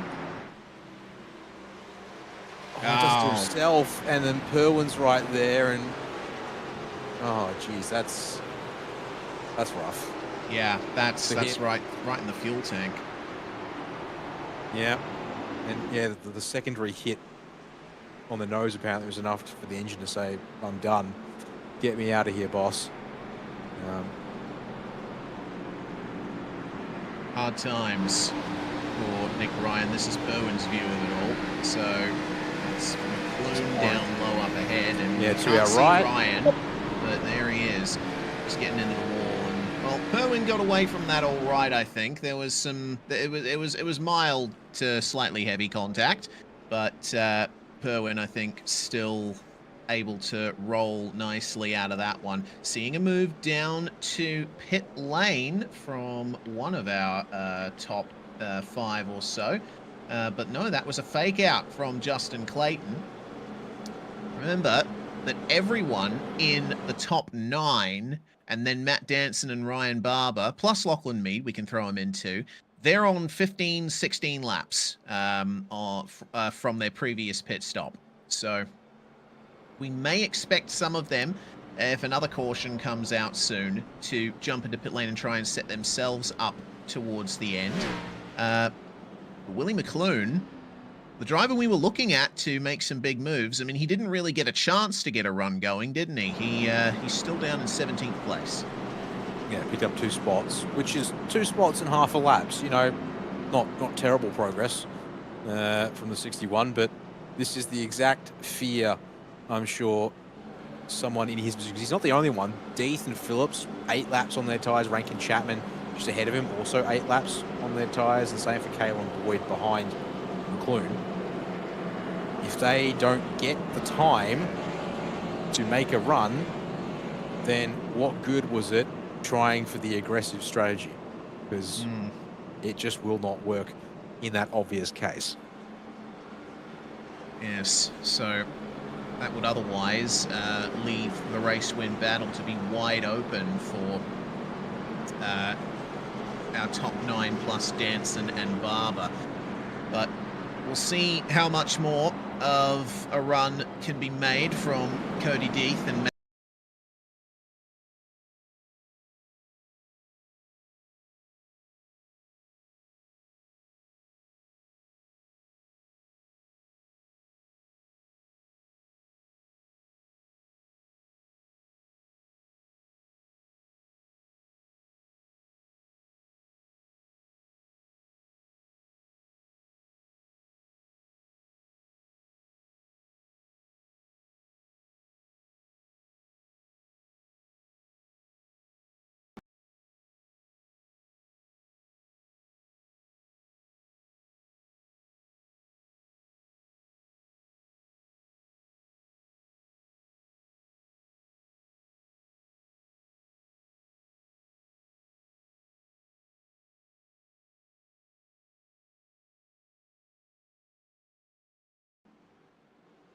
stint, maybe got a tyre change in there as well with a 15.5 second stop. That sounds like a tyre change to me.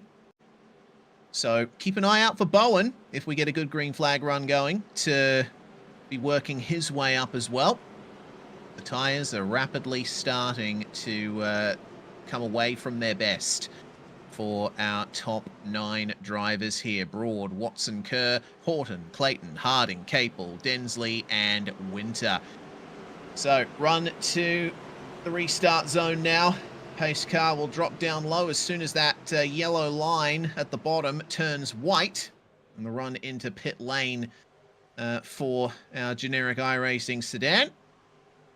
Our stock car's ready to put the power down once more. Tyson Broad enters the restart zone and away we go. Super close on the way into the zone. A nice jump from Broaden this time. It looks like Zach Kerr has followed him through. Run up high potentially looking to be made for Bryce Harding, who's stuck up there at the moment. 4 wide as Cody Deeth's going to try and make his way through. Big acceleration from the Eclipse number 3, and he's managed to clear both Lachlan Capel and Blaine Densley. And it looks like they're going to try and dispatch Justin Clayton in the purple 120 as well. Cody Deeth through the middle. This is what he was hoping for. This is the kind of run he wants. And the 67 is looking quite aggressive as well. We're keeping our eyes peeled for any potential further incidents here. It's 4 wide further back. Rankin's stuck down low. Winter down low as well. They are getting absolutely mobbed right now. Yeah, well, see now if the field fans a bit, although there's 4 wide for the back of the top 10. Rankin, Winter, Capel, and Danson. Although, which is more like 2 rows of 3. Still, that's 3 wide, 2 deep, and then you've got other drivers looking to interject and possibly get involved in it too. That's the slightly terrifying thought, but this particular instance, there you go. Winter, Capel, and Danson will survive and get through the corner together and out the other side almost together still. Danson, high line, going to win out the day, it seems, on this occasion for now. And Byron Phillips is certainly working hard too. He has the fastest lap of the race and got pretty close to it on that previous lap. Cody Deeth, meanwhile, has made his way into 3rd. And he's trying to work his way past Zach Kerr as there's some contact between Marcus Watson and Blaine Densley just behind. Danson, meanwhile, through the middle. There's not much room for any big moves down the start-finish stretch. This is looking super tight here, and it's just allowing our top 3 to drive away from everyone. Everyone racing for their positions now, but what are they going to have if this stretches out? That is indeed a curious question. Turn 2 will forever be a pinch point in my mind and my heart, as 3 wide action continuing at turns 3 and 4 as well. Slightly less trepidation when we get through this pair of corners because it doesn't pinch up as hard, but the drivers are exploring every inch of the surface, and that also means risking the wall as Capel and Harding just touched on the run to 1, and it got Harding loose, but thankfully not enough to get him out of control. Looks like a good amount of space being given front to rear for the majority of these drivers. And we're not seeing... Oh, no. Whoa, dear. That's going to be Capel. Oh, sorry. Clayton. No, Justin Clayton around. And it looked like that might have been contact from, was it Rankin? Not entirely certain. I'm pretty sure I saw Danson was with him. Yeah. And I actually happen to have the broadcast open, which is running on delay slightly. Just watching it now. Yeah, just Clayton and Danson that got together with Densley, an additional rushed party in the process afterwards. Yeah, it looks like Densley might have been the car to start that. You just saw a glimpse of it there, looking back from Justin Clayton. Densley squeezing into the gap, and Matt Danson, I think, moved up on him a little bit, and that ultimately started the contact that brought everybody down. Matt Danson probably not a very happy camper out of this one. This is the aerial view of it all. So you see Densley and Danson coming up behind Clayton here, and the gap closes right there. If anything, Densley had maybe a 1/3 of a car width space towards the wall, but still plenty of overlap. I'd guess Danson would be judged to have moved up.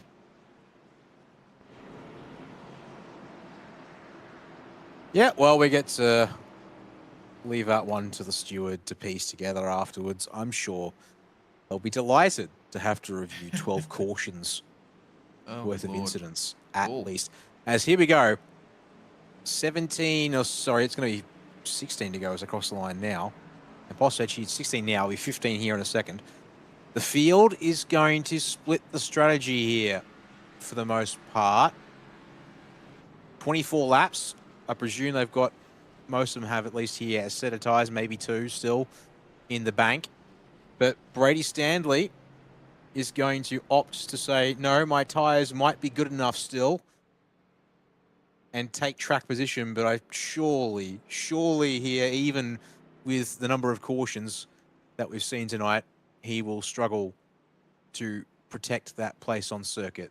Race off pit road is going to be won by Matthew Stables, my data is saying. Stables stayed out. He drove through the pit lane. He didn't stop. Okay. Well, that'll do it. Okay, Apparently so Cody missed his Death then, pit the winner of pit road who actually stopped then, okay. Is it a two-tyre call for Death in that situation? 14.3 seconds. No, that sounds like a four-tyre stop to me. That's four-tyre time. Okay. This is Stables' view of the pit lane. Remember, the rule is you can't actually angle towards your pit box until you're 4 boxes away from it, and just looks like in the confusion with so many cars on pit road, Stables wasn't quite aware of where his box was, so just elects to tour straight through pit lane. And now he will have track position, but he is on the same strategy as Brady Standley right now. So the Iridium Sim Sports car is going to potentially have some tyre trouble in the dying laps of the race, which we're not too far away from. Yeah, both these, Stanley and Stables, they were the last two drivers in the server. Neither of them setting qualifying times. They have the two rearmost pit stalls are the ones we're using tonight, so 35th and 36th stalls, that is. So yeah, have to be pretty ready for a pretty early entry to the box to pick that one up there. So that does, pardon me, check out somewhat. That perhaps just unfortunately caught out by other cars peeling in around them there. But now, two cars, old tyres, they control the restart. Death and Broad going to try and be in a position to get a run here, but it's in the hands of Stanley to get this one underway. And other things like they're not allowed to pop out of line until they cross the start-finish line. And there's a couple of procedural things I have to worry about, Reece. So for these guys like Death and Broad who have the tyres underneath them again, they can't use them straight away here. They'll have to wait a half a lap or so before they can really dial up the aggression. So, a Camaro and a Mustang leading the way here for this next restart. Coming around to start the 88th lap, and Standley gets away to a brilliant getaway. But it seems like Matthew Stables going absolutely nowhere. Cody Death gets underneath him. Tyson Broad couldn't really do much, and that opens things up to Zach Kerr and Joshua Horton, who are working the low line beautifully right now. 3 wide down low, and there we go, more slides. That's going to be Byron Phillips around, and the yellow flag out again. And, well, Willie McClune getting involved in that as well. It's such a shame for Willie McClune. Again, he was one of the drivers we were thinking was going to be one of the best placed in the final stint, but that will ultimately come to nothing. Byron Phillips has been very aggressive all race long, going hard into the corners. It's difficult in such close quarters. Managed to stick it 3 wide there, but Stables, evidently, with some problems there, and some ricocheting, playing a game of Pong between Willie McClune and Byron Phillips, and that brings out the caution again.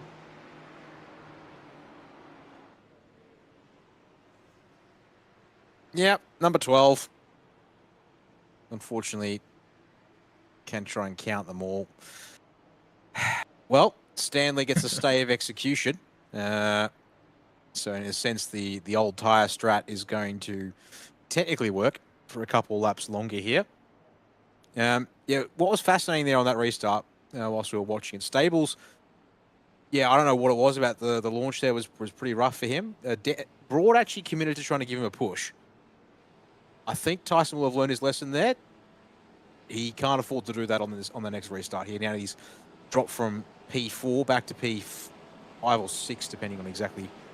Up here will be P5, sorry, on this restart. So he's going to be on the inside lane. He'll be behind Stanley, but also Zach Kerr. So, Lucky dog for Luke Dilworth in the meantime. He'll get a lap back.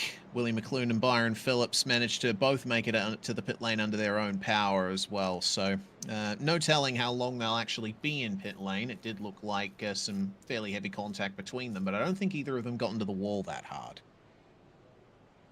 Yeah, Luke Dilworth is now a mere 9 laps down. He was something in the order of 12 or 13. Earlier on in this race. Actually, no, pardon me.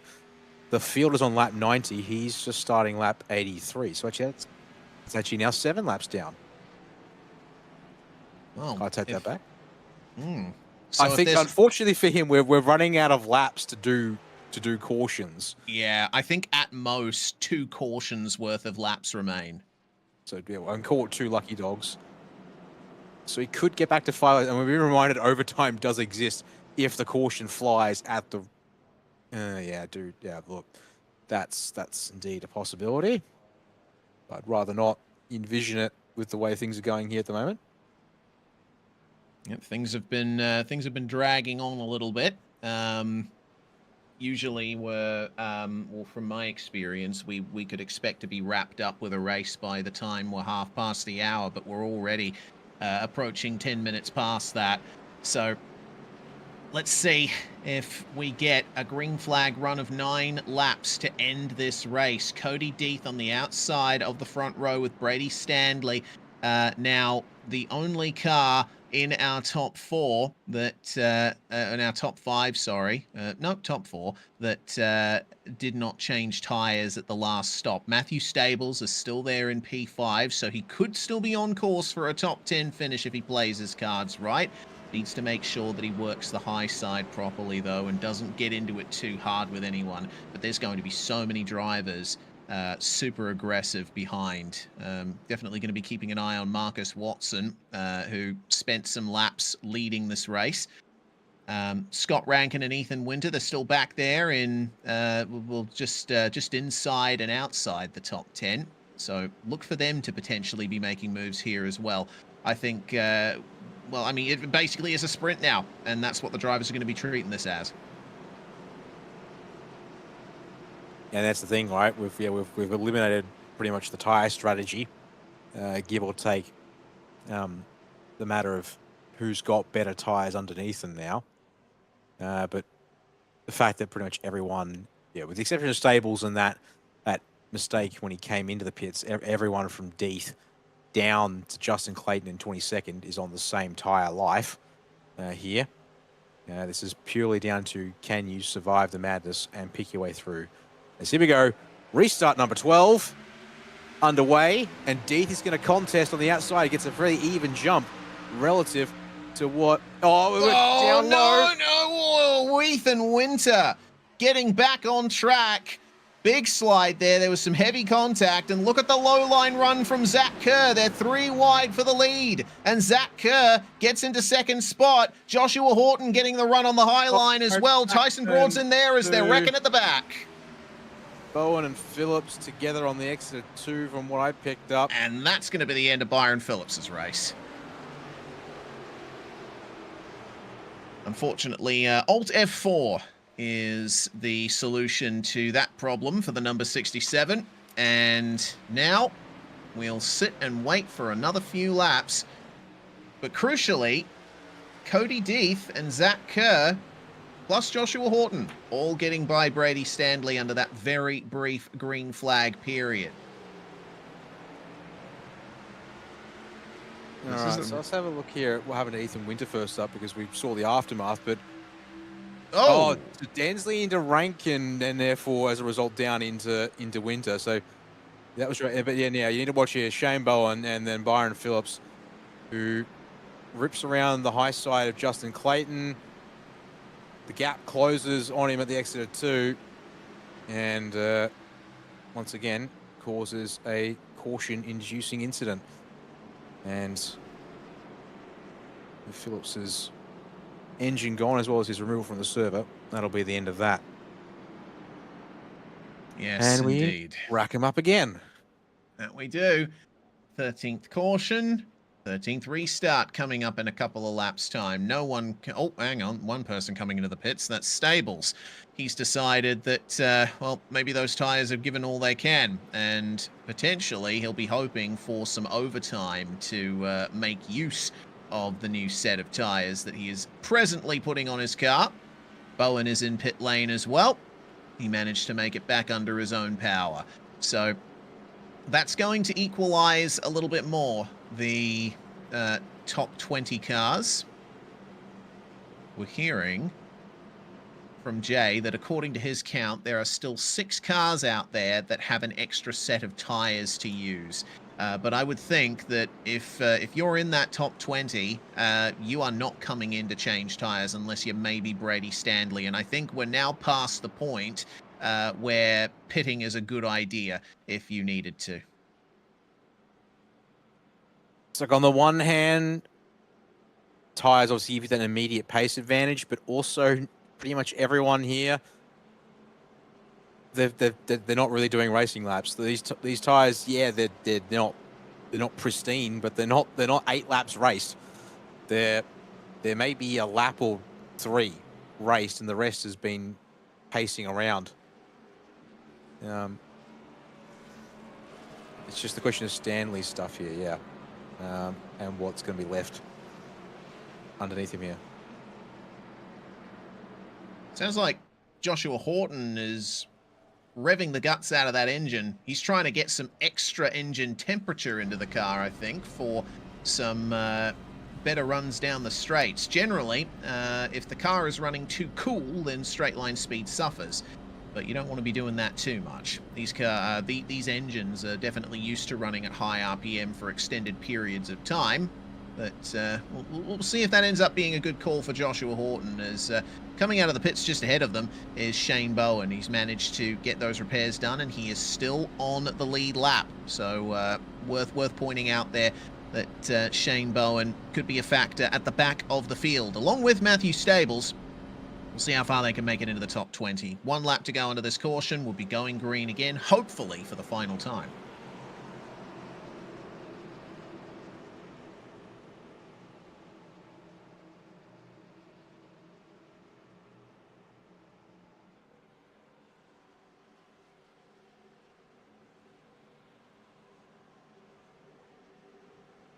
All right. So, yeah, I've just assessed things here. Think about what we're going to see here. And also being reminded that incident points for drivers may be a concern. In fact, I can actually have a look at this. I can see several drivers less than a major incident away from being in trouble here tonight. But depending on if we get an incident and where it comes from, that will dictate things to this field. Righto. Coming to lap 96. 5-lap sprint. Deeth with the jump. We'll get clear of Kerr as we get this one back to a green. And we're seeing moves to the low line from, getting onto the apron there, Marcus Watson. Looked like some contact from Danson, assisted by Netcode. And around the outside goes Matt Danson. How on earth did they hold onto that? I will never know. Dansley. Careful. We're seeing the 53 moving back down the field as well. Brady Stanley has nothing left in those tires. There's contact with the Supra. of Lachlan Mead. It is an But absolute gangbusters restart here. This is ridiculous. The top four jetting McLaren, away, and Densley. there we go. Densley around. Caution comes out again. And, well, are we going to get overtime from that, or did it come out too early? It's actually a great question. Jay's saying it will be overtime. It probably should be, yeah. 'Cause 97 here, we don't get a restart till 99 or something like that. At least. Actually, no, we are being remote. The thing is if the restart was to happen after 100, that should trigger the overtime provisions, if I'm not mistaken. So the fact that we're on 97 now, I think we're going to be restarting on lap 100 here. All right, so it's going to be a one-lap dash. Single lap, unless we get a caution, which is going to then trigger the overtime provisions and stretch this race out more. All right, well, this is how it all happened. Looking at Blaine Densley up alongside. That's contact from Tyson Broad down low. Sends him up into the And then we need to go back 53. to Mead. Oh, no, sorry. That was they survived. It's Ooh, Rankin gets into the back of Densley, and then up comes Willie McClune. And it's contact there. Oh, dear. Looked like, I mean, I don't think either driver was necessarily trying to move their line there. They just kind of got sucked into each other, didn't they? Yeah. I was going to say, was that possibly aero that we were watching on the exit of turn 2 Yeah. to start that whole thing? Again, we having picked it apart earlier on. But, We only have 17 cars circulating right now, by the way. Everyone else is either in pit lane getting repairs or is retired. Looks like Daniel Boyd and Willie McClune have towed back. And Luke Dilworth is loving this. He's going to get yet another lap back. He's only 5 laps down on the field now. he's actually going to make it back to 5 laps down. Well, which is another 2 cautions that we've had in these final, in the last 10 laps to do that for you there.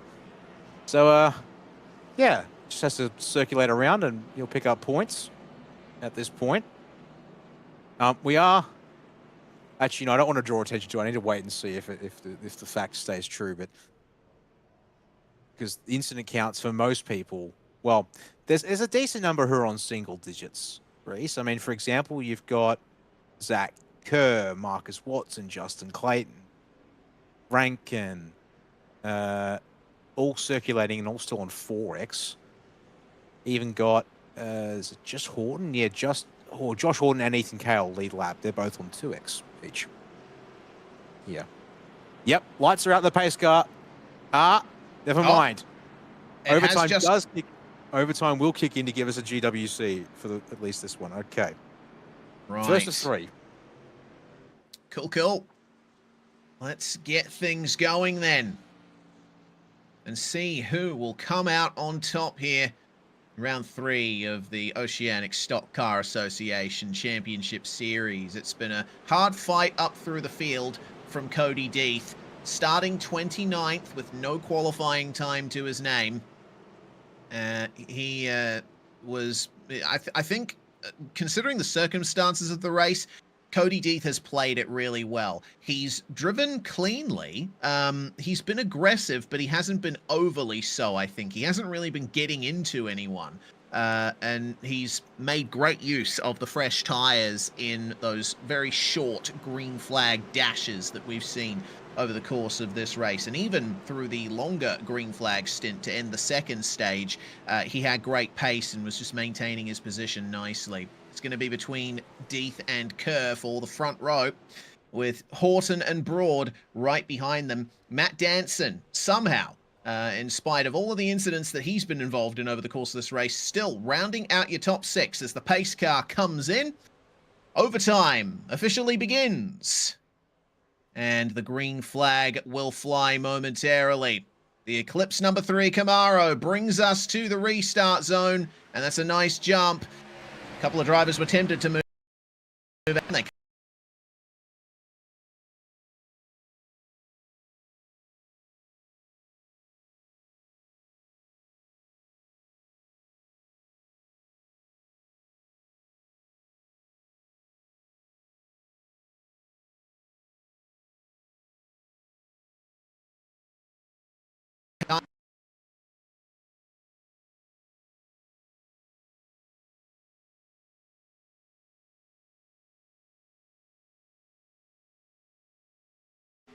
end at the end of this lap as long as there isn't another caution.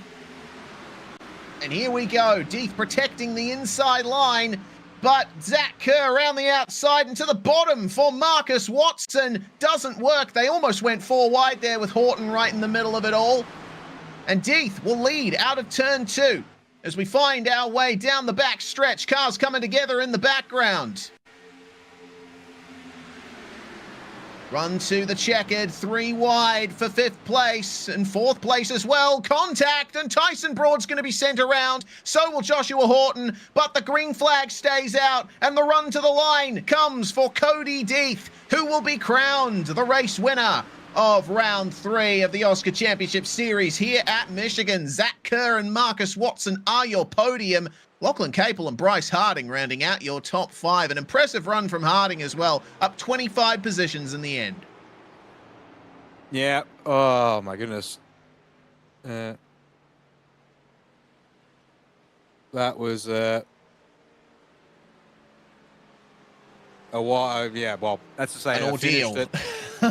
Yeah, the whole thing, but I guess also a finish that, based on the way the race had gone, is no surprise. And, yeah, with that, we can go to the race results after this in a moment, as Deeth will be our... if there's anything to say, hey, 3 races, 3 different winners, I guess. Yep. Yay. Yeah, there's a bit for everyone to unpack, whether you're on track, you're us watching this, the admins that are going to... will be dissecting us a bit during the week, you can be sure of that, and all of you who are rightfully looking at what you've just seen on broadcast or what you were able to see. So yeah, not a good one, especially after the way Chicagoland and Atlanta both raced. Someone made the comment of like the fact that this is all the cautions that we didn't get at Atlanta that we apparently should have had coming back to bite us. Maybe there is something that can live in that one there. Yeah, but maybe. For Deeth, he can burn out those rear tyres quite happily down there in victory lane. Yep, has no further use for them now. Worth pointing out as well, you know, Michigan may be a super speedway, but it's not a high-banked super speedway like Daytona or Talladega, so the cars were a lot more aero-sensitive at this circuit. But Deeth, as we said, playing the eventual nature of the race perfectly to come away with the win from 29th spot. Zach Kerr and Marcus Watson rounding out your podium. Then it's Capel and Harding, your top 5. Josh Purwin coming home in 6th place ahead of Ryan Barber. Then it's Logan Howard and Matthew Stables up 25 and 27 positions respectively, with Justin Clayton rounding out your top 10. And behind them, Ethan Cale going to bring it home 11th, with Brady Stanley dropping back to P12 there in the fast lane.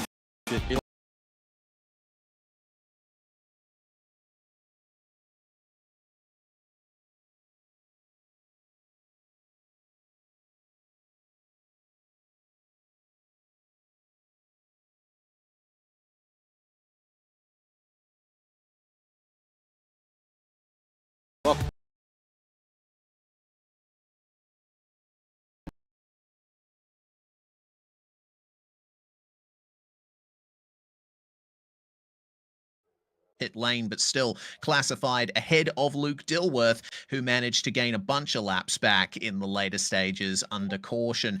Byron Phillips retiring, as well as Nick Ryan, Dave Douglas, Matt Bailey, Andrew Dyson, and Eli Donaldson. Fitzroy Beaumont, Wayne Burke, Lachlan Cowie, Clayton Davies, Tyler Williams, and Jacob O'Reilly rounding out your field, but having a much worse time of things out a long way from the end of the race. Tyler Williams and Jake O'Reilly out in the first couple of laps.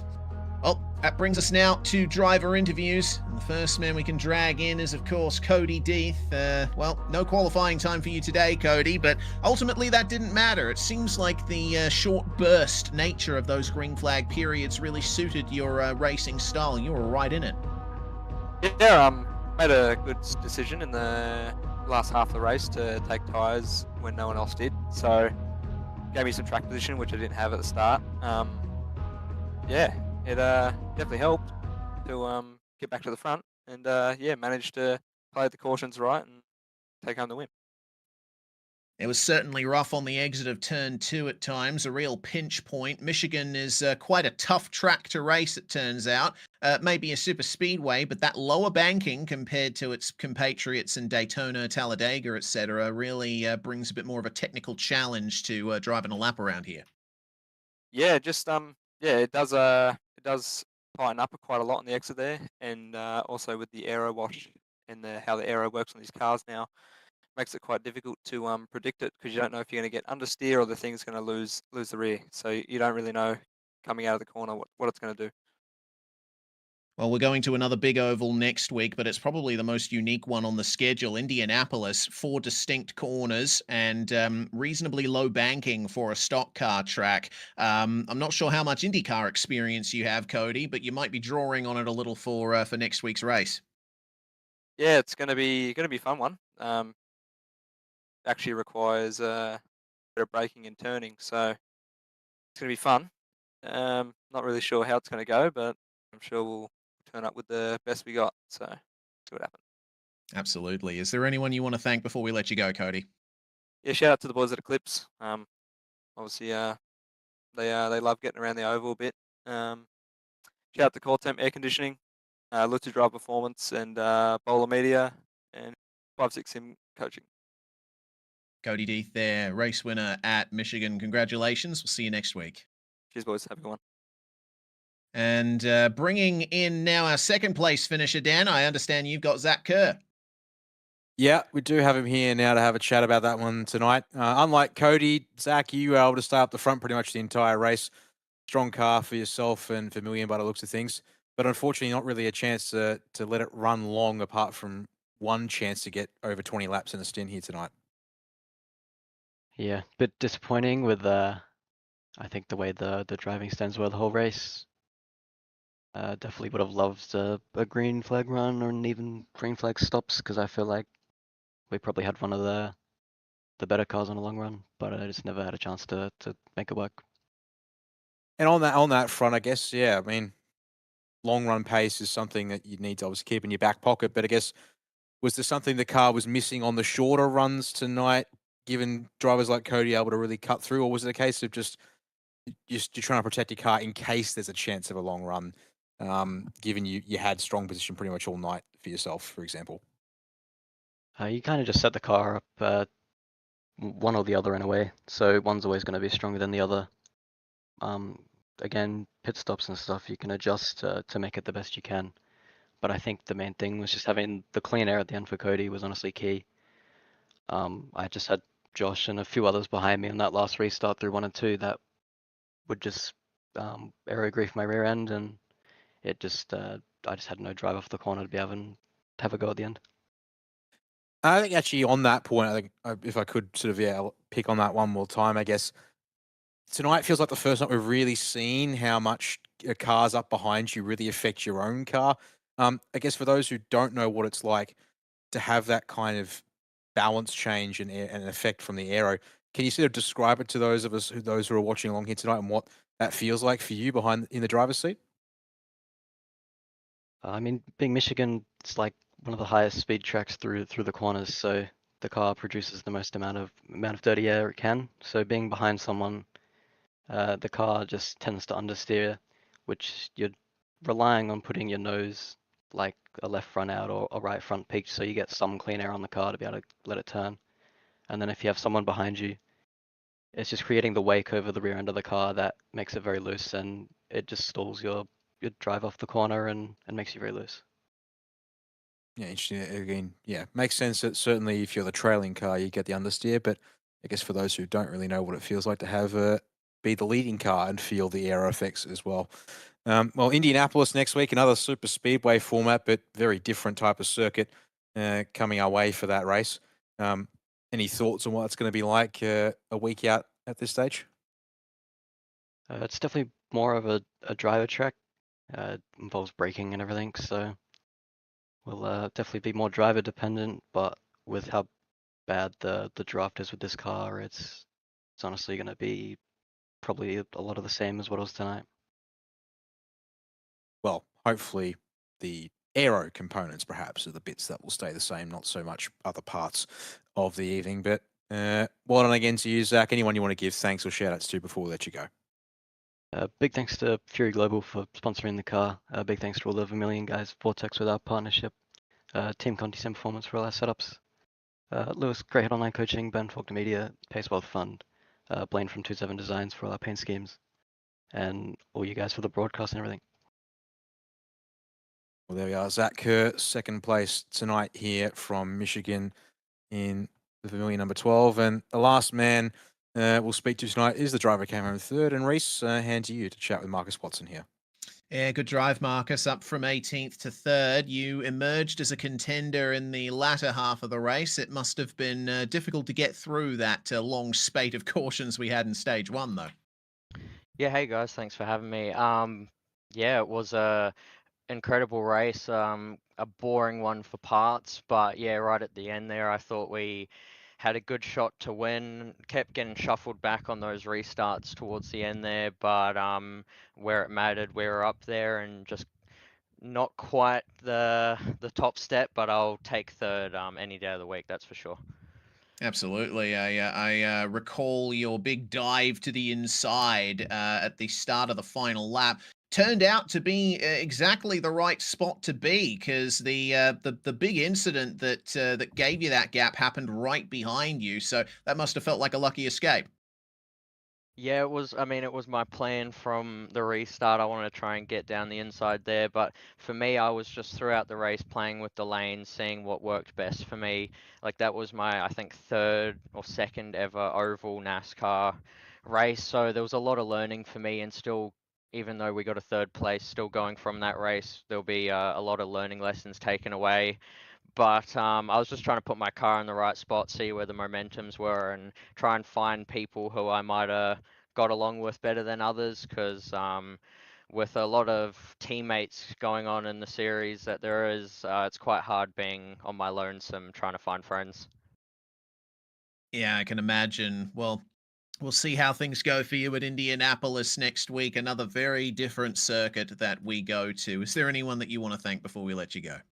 Yeah, of course, firstly, just all the boys at Project 36, and then all the partners, CC Forge, Cataclysm, Outlier Setups, DG Media, and Card FX. Lovely stuff. Congratulations, Marcus. We'll see you in 7 days' time. Thanks, guys. Thanks for having me. And that is your podium from round 3 of the OSCA Championship Series by AOG. This was quite the interesting round, but we are going to be going to Indianapolis Motor Speedway for the next round of the championship, Dan. It is, for good reason, more known as an open wheel circuit, but NASCAR has been there plenty of times in the past. The Brickyard 400 comes to mind, so it's going to be an interesting challenge for the drivers with 4 distinct turns to navigate. And as we heard there from, say, Cody and Zach, it's going to be fair bit more of a technical circuit than something like this, despite the fact that yeah, speeds will be up on the straights, mind you, a bit like what we saw here. It's just, yeah, can't carry that speed through the turns, much like the iconic Indy cars do around this place every May when they take to this circuit and its yard of bricks. Yes, well, we'll hopefully see you all there in 7 days' time, the 27th of July at 7:55 p.m. Australian Eastern Standard Time. Mark that date in your calendar, as well as all the other dates on the schedule that you would have seen at the start of the broadcast. This is a big championship, and it's going to be going all the way to November. It's going to be an incredible championship run, but we're still very much in the early days. A big thanks, everybody, for tuning in, whether you were on YouTube, Facebook, Twitch, or Kick. It was great to have you along for the ride. I'm Reese Gardner, Dan Yeaman alongside me in the comms box, and Jay Kennedy behind the scenes here at SimSpeed TV. We'll catch you next time for round 4 of the Oceanic Stock Car Association Championship Series.